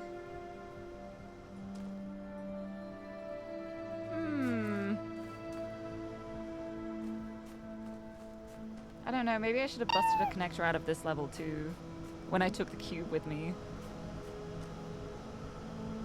Brought a connector first. Unless, I mean... Ah, I can't jump out from there. I don't even remember where I was trying to connect it to. Also, Pygmy, hello! Oh my goodness, I've just been so distracted for like 15 minutes. I'm so sorry. I'm getting so invested in trying to figure out how these lasers work. But hello, I hope you're doing well! Welcome in, and Lumsev, thank you for the unlurk too. Welcome back. Oh, that's the problem with this game. I get so invested, and you need to like throw things at me. Or like scream in my face for me to notice. I get too like tunnel-brained. Also, why did I put that up there? I can't get up there now anymore. That's fine. I don't need that, I hope. Rex! Like that, exactly. Also, Siderin, thank you so much for the follow too. Welcome in. I hope you enjoy your time here. Welcome to the perils of please, Lord, I just need a red laser. Please. Please, why can't I connect this to anything? Alright, let's go. Like, all the way up here? This one? Oh no, this one had the wiggle. Yeah, because this is where the big red originates from.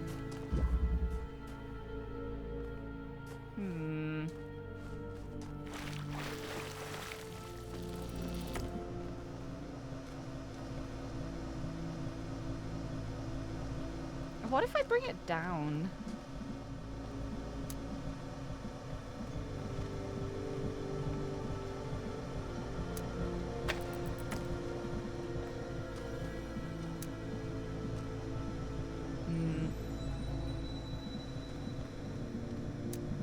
I don't think there's an angle I can do what I want to do with this.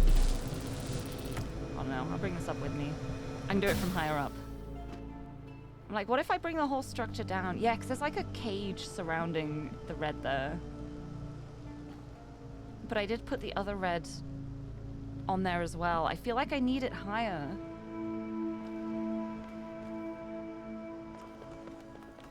I need to place the other red higher.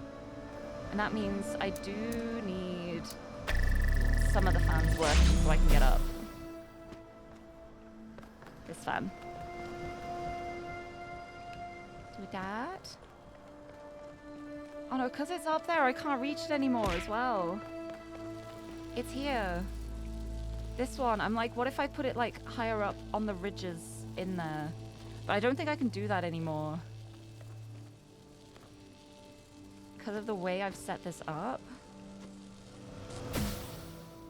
Yeah, you're just gonna keep booping me now. They are all active.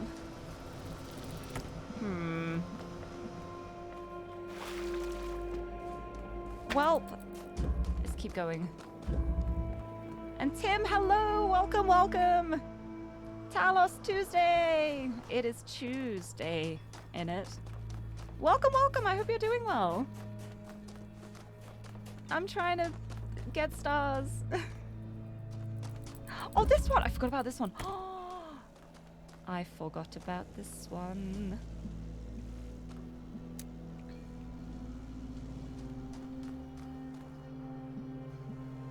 I can connect it to that connector there. I just need this to then have a red laser connected to it as well.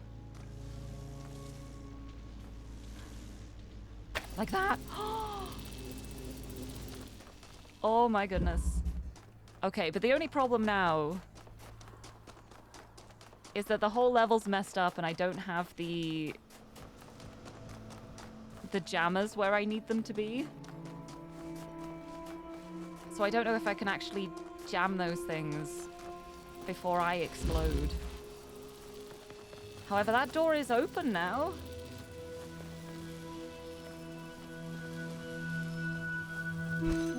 Nothing else in here is open.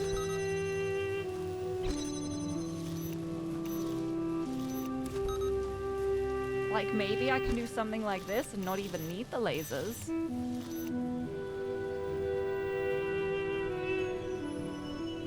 But no, I need the lasers. Because otherwise Orb is going to kill me.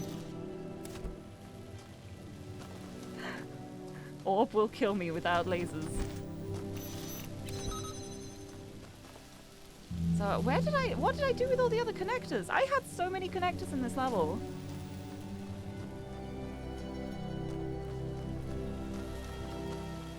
Oh, yeah, one in the entrance.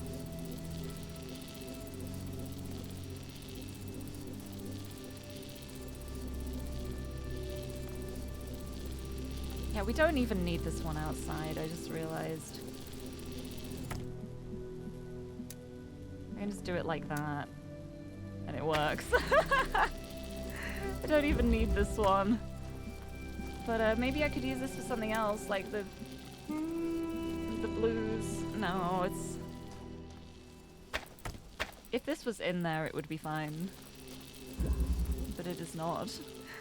Yeah, both of them are being used to connect this here. So I need to, like, connect this after the jammers are on the other side of the level. And that is the problem. That is the tricky part.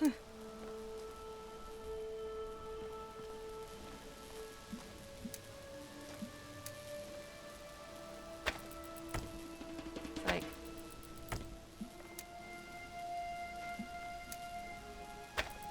how to connect everything. It would be like this, and then it would be connecting this. No, it wouldn't connect the front door. This one, I can't have it outside, but I need them outside. That's the problem. So that one keeps the thing open. It'll also keep both of those open. Put that more to the side. Because then this one connects to that and the laser. And that's how it gets its power in the first place, but we need to use the jammers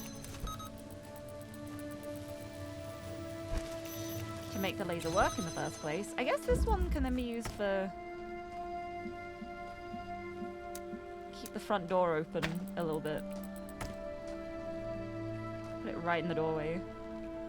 This is so awkward. There's probably a much easier way to do this that I just haven't thought of, because I'm so obsessed with this idea. Also, Zarok, thank you for the hydrate posture check, Dirtman. I will have a big stretch. And I will have a sip of my monster. Welcome to Star Time. I haven't even done the one in the middle yet. I still have a puzzle to do, and I'm so super focused on the stars now. I just... oops. Do that. So that is all open. Oh. Then I do that. That is open. And now they're self-sufficient, and I don't need the jammers.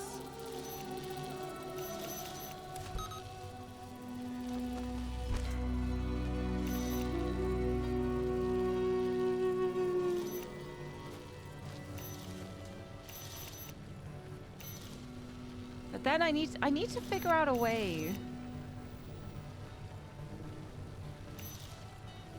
that I can get them back out.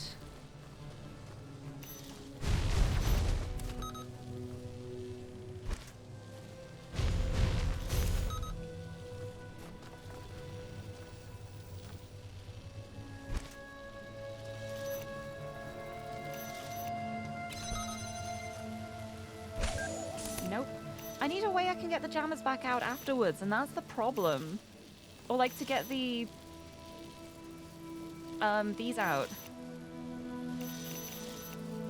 The connectors, because I need the connectors for the red connection. So like, I mean, I can keep one there. Keeping that open. And then go all the way around here. But look, this is open now. Oh, it stays open! It just stays open. Never mind, this is so easy. Never mind, I got it. I thought I had to, like, keep the red connected. I only had to do it once and it opened it. Oh, thank goodness. That I've been way overthinking this. Oh, there it is. I did it! Oh, it only needed to be connected for a second. I made things so much harder for myself. But it's okay, because I got it. And that's the important part. That's the part I actually care about, so nice. I did it! Right, so what else? I guess it's just this, the puzzle in the middle now? Maybe? Question is, shall I just jump in to one of these sections? Shall I drop this into one of these sections? What I'm gonna do is I'm going to keep this out for now. This and... oh, I don't even know where I put my cube. Where did I put the cube? I broke it out to help with that puzzle, and now I'm like, where did I leave it? Did I leave it around here? Where did I leave it? I thought I left it like around this puzzle. Oh dear, I've lost a cube. That's fine. I don't need it. Oh no, it's here. We're fine, we're fine, we're fine, we're good. Okay. I found my cube. Right. I remember there being a star in the middle in this section. And it being quite tricky to get. So I'm excited to see how things will go. Yeah, there it is. There's a star in there. So I want to bring this cube with me.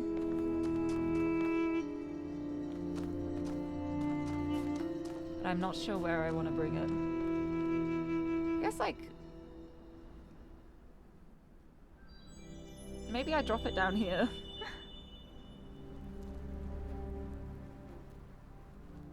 You know what? I'll leave them up. This stays up here. The connector, wherever I put that, here, they stay up here.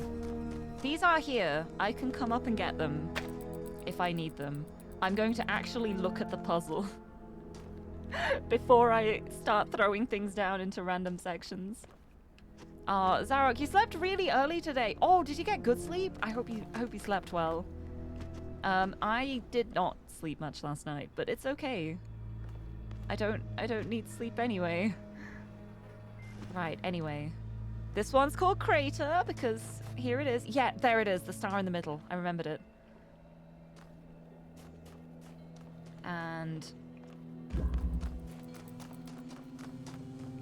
okay, not along here, along one of the other ways. There's a lot of connections that need to be made here. So let's puzzle commentary. Let's do it. The crater. Yeah.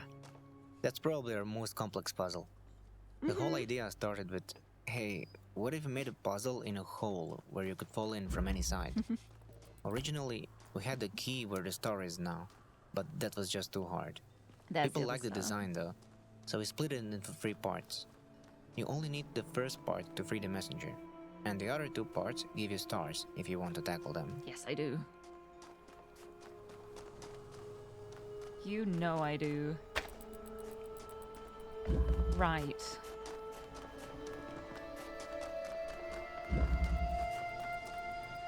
To start, where are lasers? Well, there's plenty of red around. Oh, I guess I could make this so easy for myself by connecting red, like, up the top, like putting the connector up there. Or blue, honestly. I feel like the blue's the more awkward. Like, where even is the blue laser in here? Okay, there's the red laser. Okay, red laser's right here.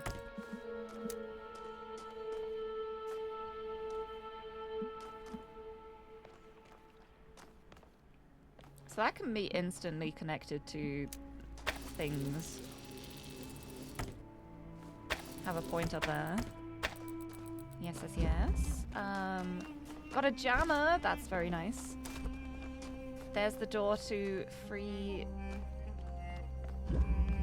the person. There's the blue. Okay. Blue's here, and there doesn't seem to be a connector here. However, let's unjam that. I mean, let's jam it. Let's open it. And lots of red, also blue there. That can power the fan. There are no connectors here. That is interesting.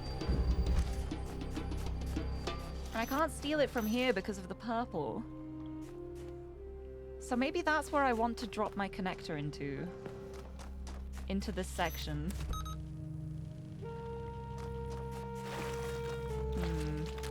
Let me go to the other side first.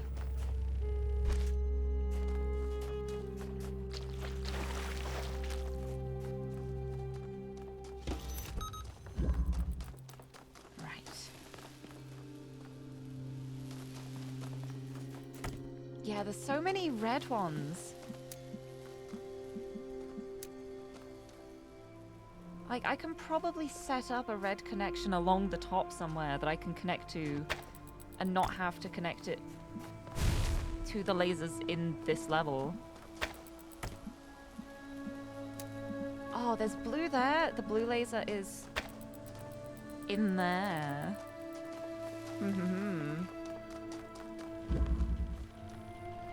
Right, I think I'm gonna go back up. And I'm gonna set this up to hopefully connect red. To something that can be helpful. I don't know what yet. I'm just like, yeah, I'll connect it to red, but I don't know what part of it I want to connect. Because there are so many reds.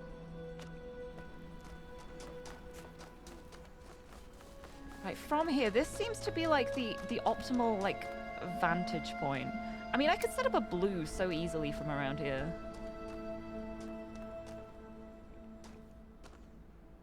Oh, wait, that's not open.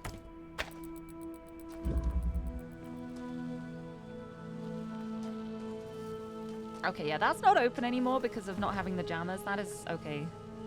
That's fine. So maybe not the blue from there. But,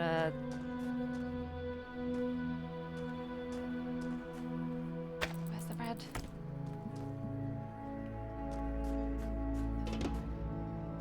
Where's the red I connected to? There. Okay.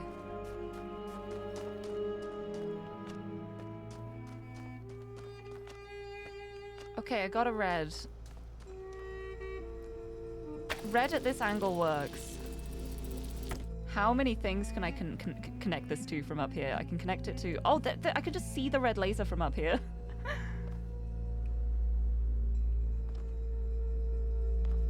I can straight up just see the red laser in the level. So I can just do that and that. That's powered the fan up there. So that's when I like boop across, I'd be able to grab the keys from that. That does that. Where are the other reds? I can't see any of the other red connections from here. Oh, there's one. Okay. Yeah, you know what? That's fine. Let's keep this up here. This will be what I use this for. Now I'll drop down. And now I have this.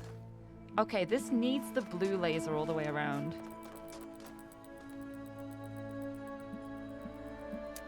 There's a blue connector, because the blue laser is like on the opposite side to where the red one is. Okay, but there's the jammer too. I can use the jammer here. Hello. Can't bring it through though. No. So I want to get into this room to jam that one. Yeah, I can do it from this side. Okay, so yeah, that's all connected to the reds now. That's connected from that side. If I can get the blue laser around to here, if I can just connect this somehow to the blue, then I am set.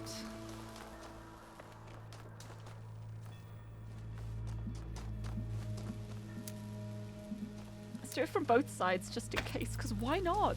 There's so many connectors here and I don't think I need any of them. Like, I'll keep one that I can use like when the fan is active. Oh wait, no, do that. Connect that to the red up there. There we go. And then when the blue is all connected to through this little connection, that will then open and I'll get the fan. Right, so now I just need to figure out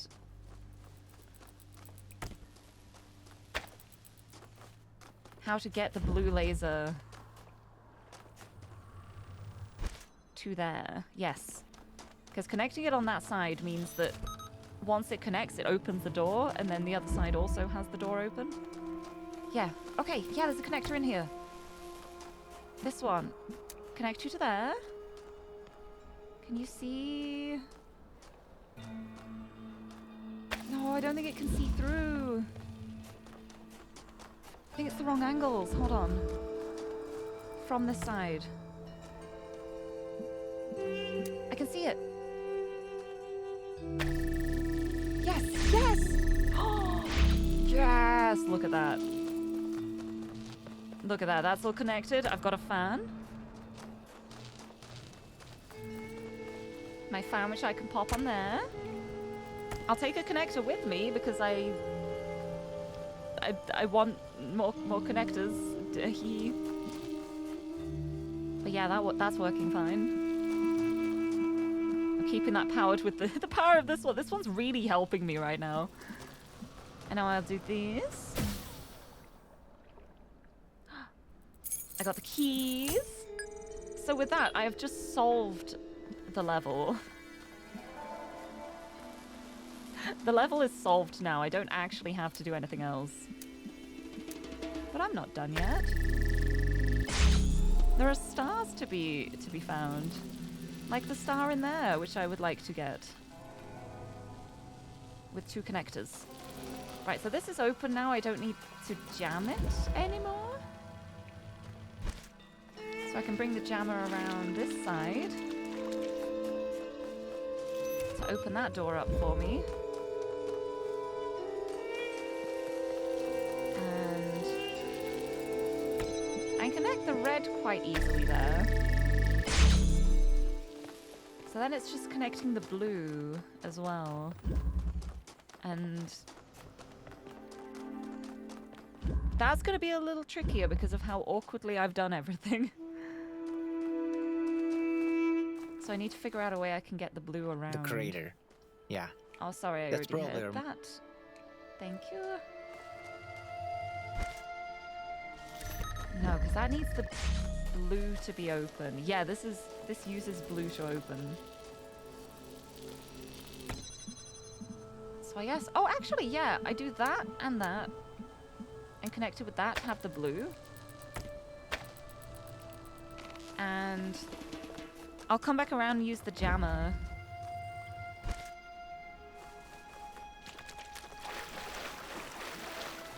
To open that door to let the connection happen. Oh no, that one needs a red to stay open. Oh yeah, that one's red to stay open. That's annoying. But there, got the blue. But I need a red as well in here. So I could kind of do with another connector if there's like a free connector. I guess maybe there's now that this is open, this one is a free connector now. I don't need that open anymore. I can take this over. Boop.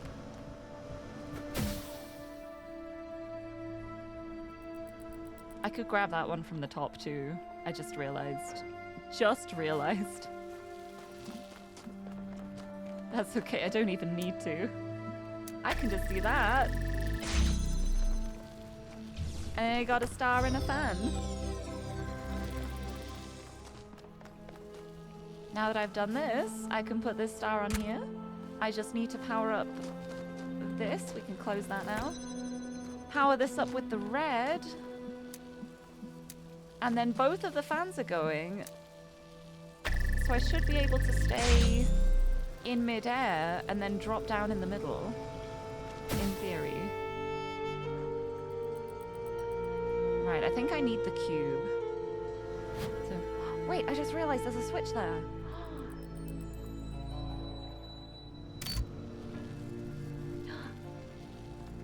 The switch turned the fan off. Oh, that's interesting. I guess that's so you can be free from the endless loop. If you get yourself stuck. I dropped it. No! Rewind. I like that it told me to rewind there.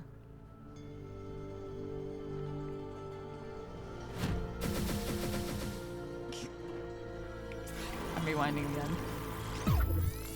I'm really good at this. I think I'm stuck.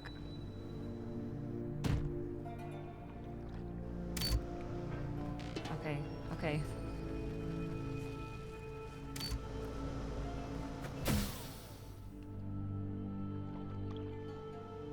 I'm caught. I'm now caught in an endless loop.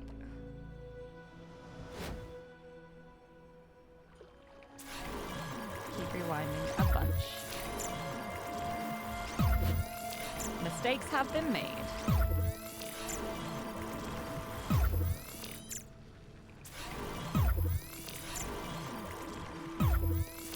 I'm gonna rewind all the way to where I picked up this darn cube. I don't want to pick it up anymore.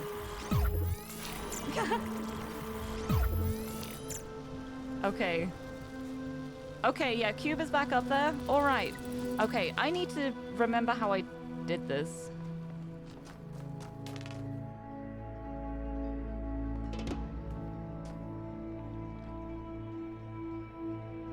Because I know there's a way to set things up so that there's like a collision in the air and then I drop down in the middle, I think. I think that's how it works. Oh, no. I don't remember how I did it. I genuinely have no idea how I did this puzzle. It's a little scary. I'm so thankful for being able to rewind. Right, you know what I should do? Before I do this, I should actually use my silly little keys and actually solve the puzzle before I irreparably break things and have to redo it all again. There we go. Let's win the level. We freed Mac! Oh my goodness, it's Mac! I know you from the board! Yeah! Okay, and actually, you know what? Let's have a little break. A little break in Gehenna. So that I don't just keep doing the same things over and over again. Let's do this! Here we go. Oh, new messages and why were you sent here? Who else is replying? Oh, Nave says, who cares? I'm free now. And Garrett says, this freedom isn't all it's cracked up to be. A lot of waiting around as far as I can tell. Experientially, it's really not a lot different from being a prisoner. Sorry about that. Missing mods? Wait. So call me a cynic, but anyone else noticed the mods have been suspiciously quiet since they put up that big expose in the Uriel thread? I don't think they stopped talking. Okay, what do you know that I don't? I believe Nave is referring to the fact that not all moderation discussion is held in public, and it's been that way for some time. I thought everyone knew this. They started holding secret meetings ages ago. People getting banned, stuff deleted, not even just locked, fully gone from the history. Yeah, like Nave's thing. We played Nave's game, and that got corrupted and deleted. And it was a piece that represented dissatisfaction with the state of Gehenna. That's a little totalitarian, don't you think? To just be deleting stuff like that? A little worrying? A little worrying? Can you trust the ones in charge? Is it time to stage a revolution? Lamb says, I'm sure there's a rational explanation for this. I'll ping the mods and see what they say. I mean, it's probably not that. I think everything will be fine. But, oh, mod discussion in regards to urgent topics. That's only 8 and up. I'm only 7. Wait, I just realized if that's 8+, then that means that Orc can't read it. So they're having a discussion without Orc? That's kind of funny, honestly. You know what? I think it's time for some Jefferson Goldboom. I think it's time. I think it's time. Hey folks, another episode! I can't stop writing. We're heading for a major turning point. Let's read it before we read the comments. The Adventures of Jefferson Goldboom in Human World. Episode 127. The 9th chord echoed across the 9th dimension. The dinosaurians stopped in their tracks. Their eyes went big. They dropped their weapons and bowed before Ginny and Jefferson. "Honored guest," one of them said. "You have performed our national anthem most beautifully. I am John Malcolm.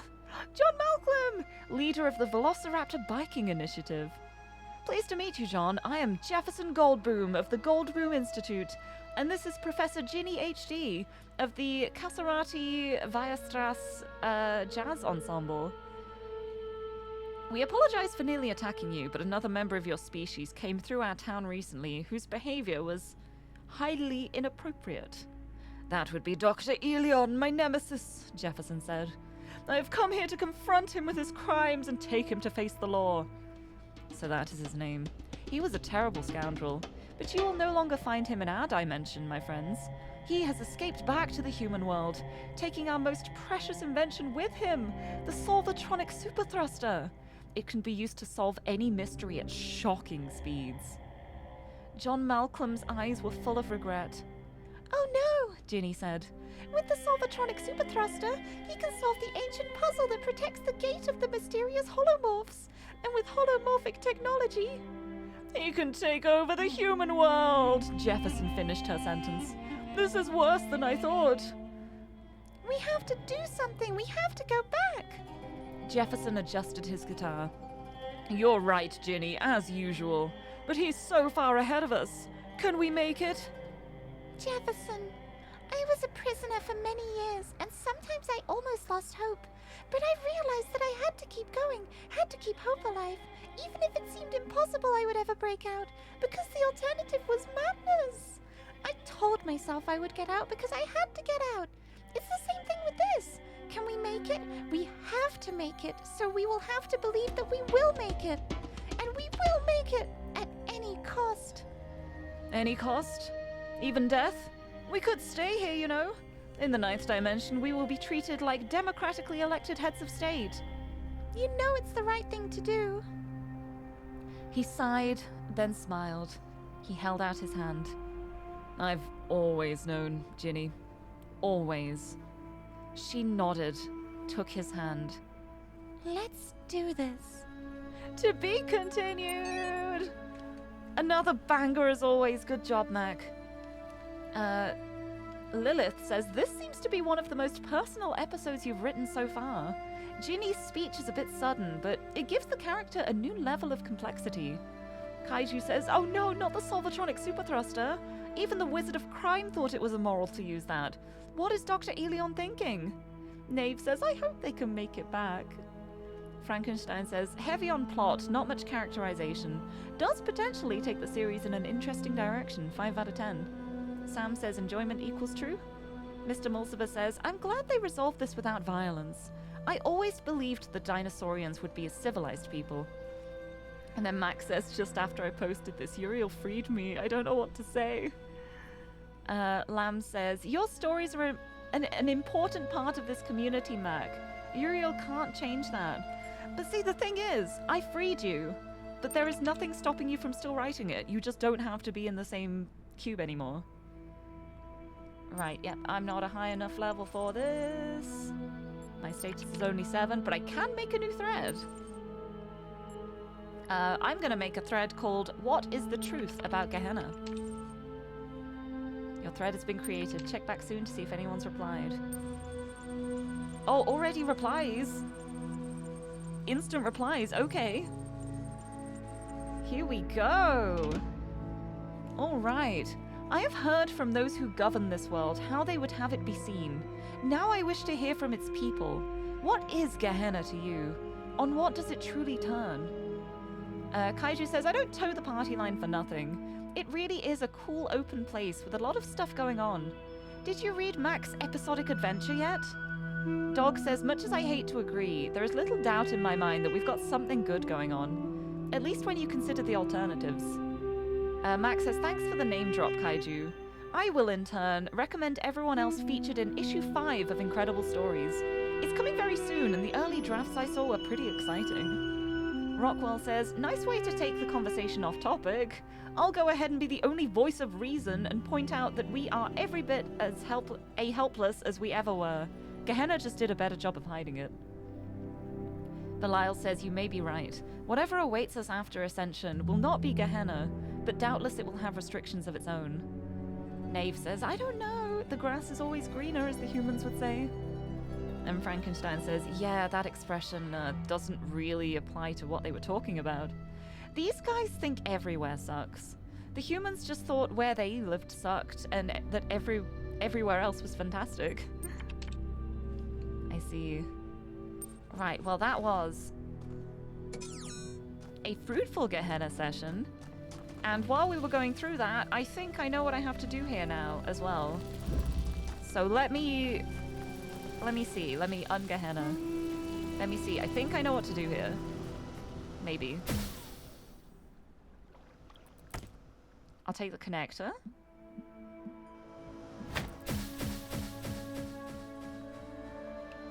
Oh, I can't jump onto it. I was hoping I might be able to jump onto the cube as I go past it.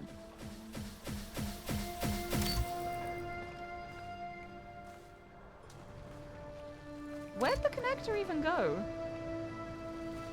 I saw it bouncing around just now, like glitching out. Now it seems to have vanished. It's a good job I don't need it because I'm using my secret one. Wait, did it go like in the water somehow? How did it even get that far? It was in here. It was this side of the fence. What? Oh well.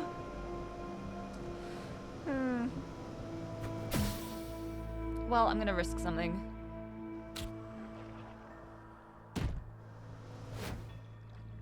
Where did it drop? It didn't drop where I wanted it to go. Okay. It's in the air with me.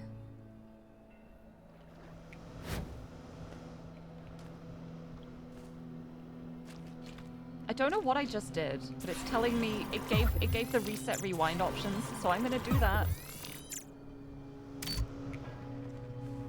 There, cube. Cube.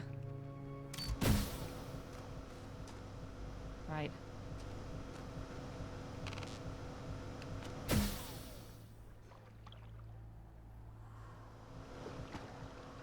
I did it! I did it! Oh, the timing! The timing was beautiful. I'm a little stuck here now. I don't think I can get out of here. I am just stuck here, but that's okay. Because I got everything I need from here. So now... Death! No, not even death, I survived. The crater. I made it. Yeah. That's probably our most complex puzzle. The whole idea I didn't started actually with, mean to rewind hey, yet. There, I was trying to press stop, and I pressed rewind instead. I think that's everything from here. I think. Let's see.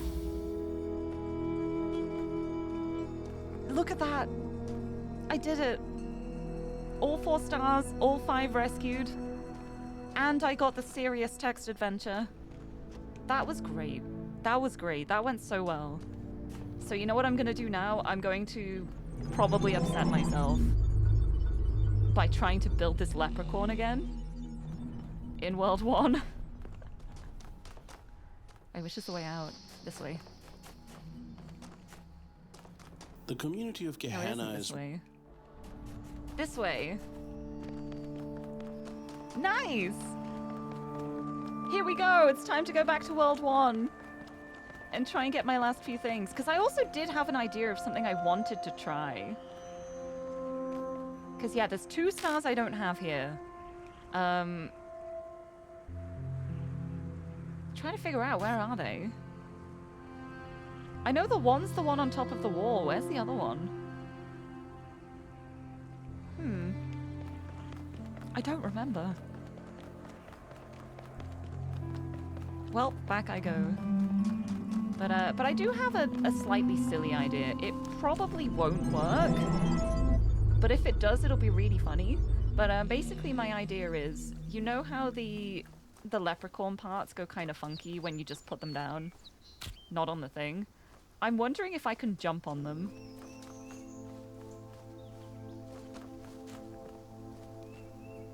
Like, if I can make, like, a tower of, like, leprechaun bits and jump on top of them. I can use them as platforms. I can use it as a platform. I don't need cubes. I don't need cubes. I can use legs.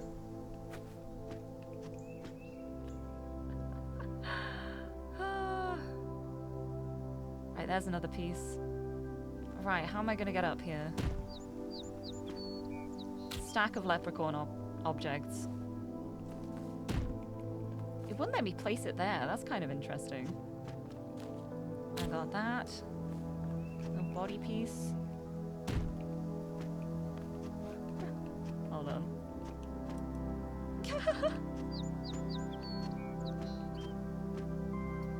Okay. Okay. I have a new strategy. It is called creating an abomination. I can use these body parts to climb on things now. Right, the main question is gonna be, where's the best place for me to try and climb up? I guess like here, honestly. This is like a little climby bit. Jump on the arm. Oh, almost made it. And let me get this one. This one's like slightly bigger. If I do that.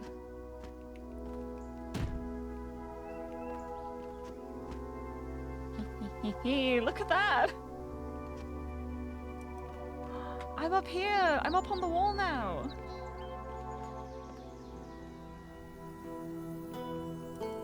And the star's just over there. And I can pick up the leprechaun piece and use this again.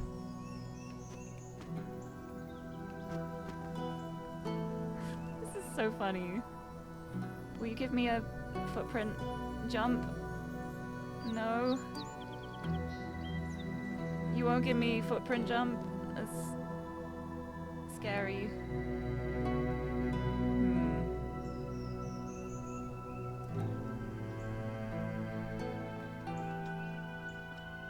Is there a way around, like... That side might be less scary, actually. Although... Oh no. Oh no, I lost the leprechaun piece. Oh no, why did... How did... How did it get there? What? Oh, it keeps going out there. That's so funny. Okay, now I'm on it. It was just floating outside. How did it do that? Okay, yeah, this is not the way to go.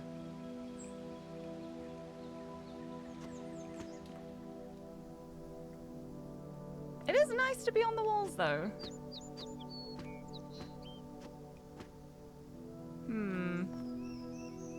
I wish it was easier to jump over. It's a little scary because of the fact that I'm like not in a level, so I can't rewind. Hold on, I just want to test something. Can I? Yeah, I can't bring those through. I didn't think I'd be able to, but it was worth a look. All right. Oh yeah, it's the little gargoyles again. Oh, unless there's like another way I can climb up here. Get onto a gargoyle. Oh, maybe this side. Maybe this side. Oh, this is where I put the leg.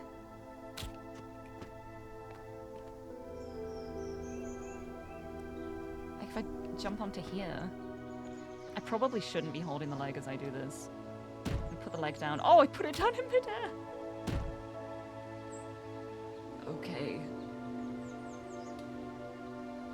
Sure. Ooh, ooh, ooh, I slid.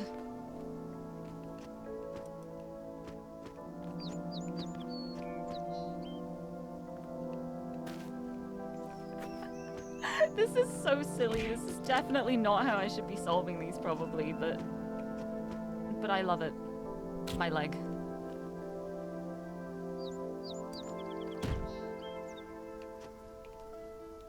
Oh, I made me jump over it. Gave me a jump spot like on the ground for some reason.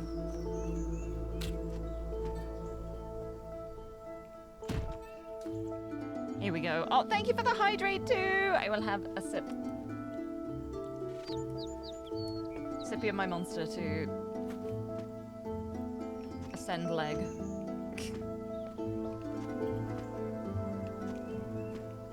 Power of the leprechaun.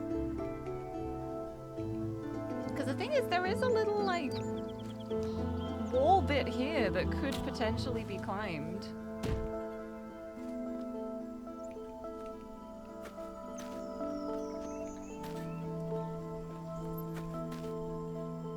I want to pick the leg up. There we go. Grab my leg again. It would be much easier if I had cubes right now, but I'll make do with legs. Oh no, it just won't let me climb on there. Okay. Okay, let me see if there's another way. Let me have a look, like, in this puzzle room.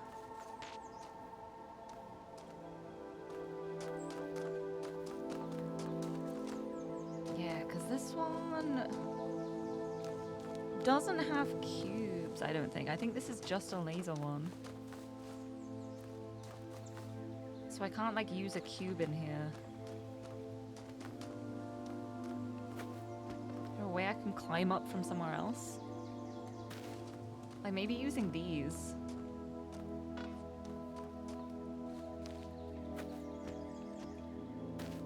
Maybe there is a spot I can jump up.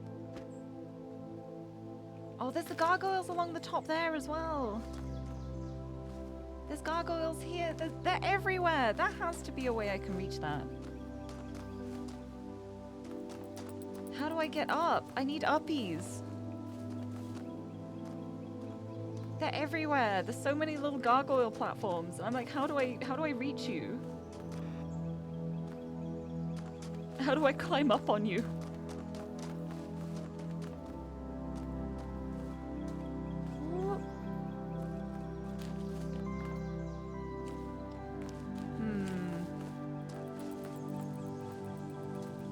Oh, maybe I think I can climb on the wall with that one. Okay. This one. I bet I can get on the wall here. Or not. No, it keeps making me slip off its head. Why are you a slippy one? Wait! Hold on, this wall's broken. Can I just...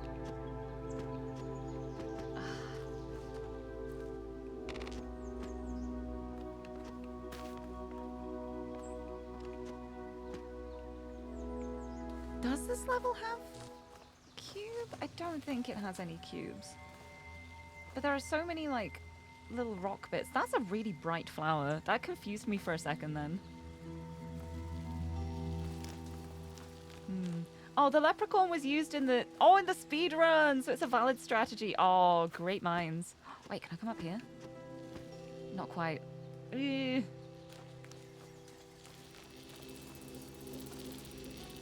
Oh, the leprechaun is so great, though. I'm glad I thought to, like, jump on it before I started, actually, like, rebuilding it. Can I jump on top of the... on top of the connector? If I put the connector up here, maybe I can jump on it? Nope. Like, the fact that there are so many, like, broken walls and little rock piles makes me think there is at least one way to get onto walls. I just want to get on the walls. How do I get on the walls? I want to climb. I don't even remember what I was doing in this level. What else is here? Oh, can I do this? Oh, not quite. Feels like everything needs a cube. Or a leg. I just need a leg up. Yeah, and then this is back around to the... where I started. How about you? Can I climb on you? I don't think she's gonna give me a hand.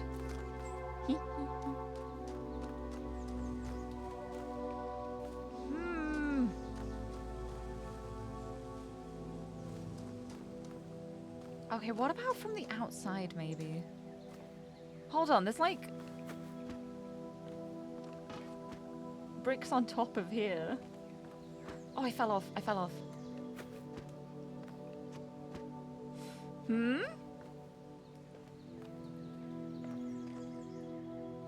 There isn't anywhere I can go from here. I thought I was so onto something. Hmm.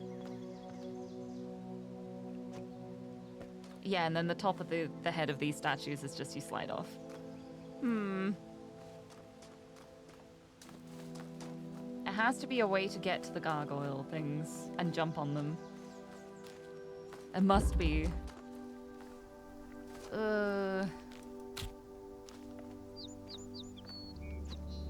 Like I got up to like here, but I don't know if I can make the jump.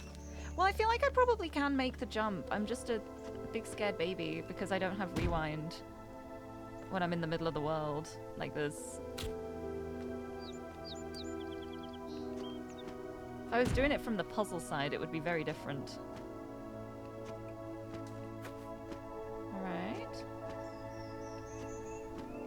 Oops. I think I need the...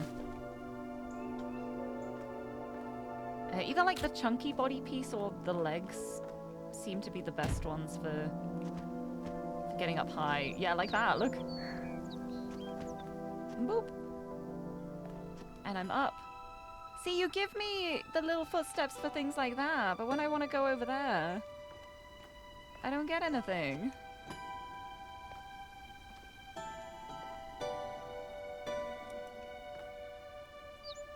Boop. Okay. So high up. I could go all the way along the edge of there as well.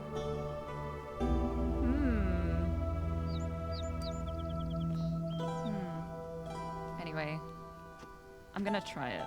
I'm gonna try and just make the jump.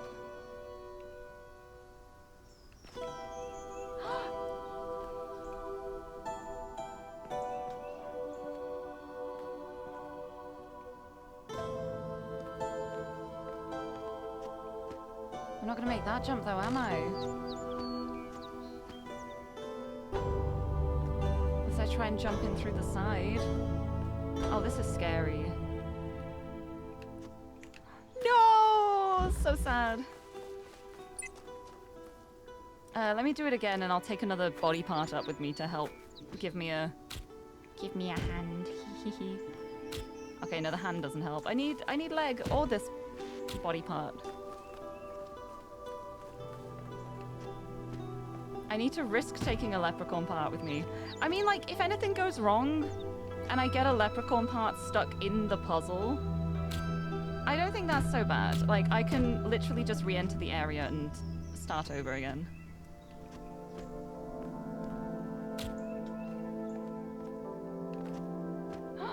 Whoa, that was a big jump. Right, now's the scary part, because this might drop where I don't want it to. No, it didn't. Oh, it... I got it! I got it! I got it! I got it! I got it, but I don't know where the other star is. I'm just realizing. Which is kind of funny.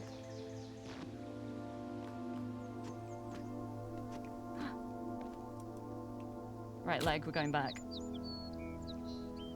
Back down we go. Okay. Oh my goodness. All right. I've got a star. What time is it? It is 6 o'clock, but I want to try and assemble the leprechaun. Oh, I'm lagging. Oh, goodness gracious, I'm lagging. Hold on. Super lag suddenly. I think it may just be this area. Okay, no. Oh, I'm missing the pelvis part. Which was like over here? Over here? Here. Slowly but surely remembering where everything is. After doing this so many times. But what I'm gonna say is, if anyone does know where the hat is, please tell me. I'm at the point now where I'm like, I don't want to just look for it anymore. I don't think just looking for things in a scavenger hunt is a puzzle to me. I'm fine with that being backseated. I don't know where anything is. I don't have eyes. Well, I do have eyes. They just don't work very well. Right, oh, I still need, like, the rest of the parts, though. Right, that was where I found the arm. I know there's something around here. Oh, wait, there's the hat! Never mind! Never mind, I found it. Amazing. Amazing. When I wasn't even looking for it. I was looking for a different piece and I found it. I love that that happens right as I, like, gave up. Oh, brilliant. Also, right of the swapper. I love that you said that too, and I would have to be like, I don't remember which one is the swapper. I'd have to go into each one individually. Oh my god, oh my goodness, it feels so good. Alright. The head was in like a little alcove somewhere, and the arm was like... around here? Yep. I remembered! It's only taken me 1,000,000 years to remember where the things are. But I got there eventually. I remember where the leprechaun is. I did it! And I do that, and then I do that.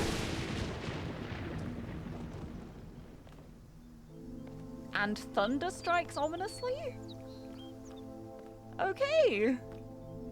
Right, there's still one star I don't have, and I genuinely don't know where it is. Is it gonna be in one of the puzzles that I missed?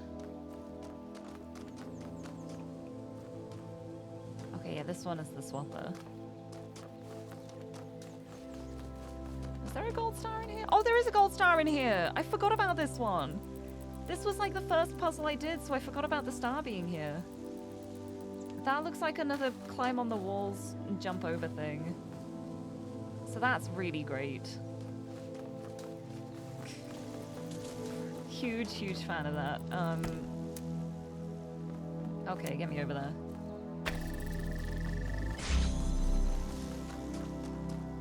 Right, so there's like a whole line of gargoyles leading over, so it's gonna be like... up here? Up somewhere? Any way to get up on the wall, I think. Maybe this is gonna be where I start the next one. Hold on, although there...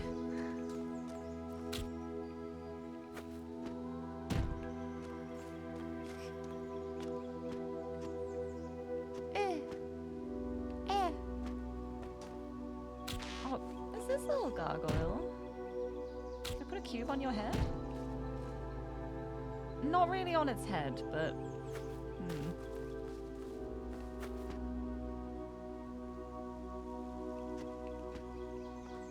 Really wants me to jump away from here now.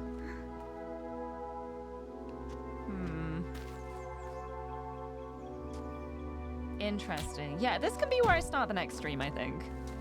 Trying to get the last star in here and then moving on to area 3, which is exciting. But I'm so happy I managed to complete area 2 today. That felt really satisfying. That was good. Even with how long it took me to try and keep a connection that didn't actually need to be kept. It just had to be connected once. But I did it. Right, let's go out. Whoop. Oh no, actually I want to stay in there. Let me lag again. No, I think I want to stay in here because then this is going to be where we start. Oh, but at least it's saved. Yep, there we go. So with that... the game is saved. Very good progress made. I finally got that star. The leprechaun has been assembled. And... yeah, I guess that means it is time for me to... bloop.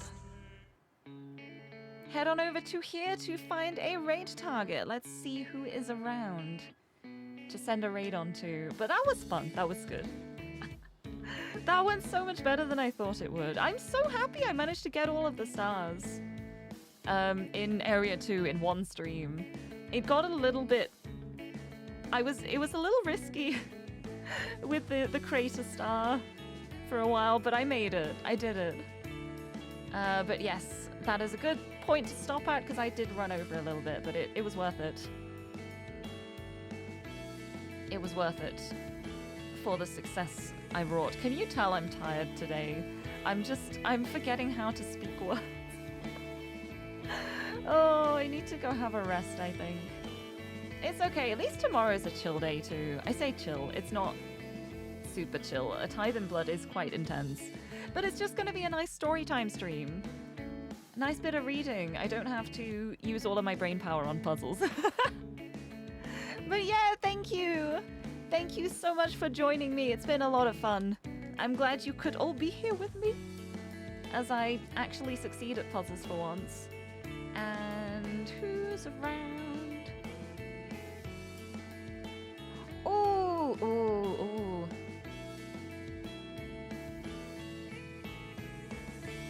Hold on, Marigato. Marigato has just gone live, just like 20 minutes ago. And it looks like Mari's going to be playing a cat game. A cat game. So I'm going to send you over to Cat and Cat Game from Cat here.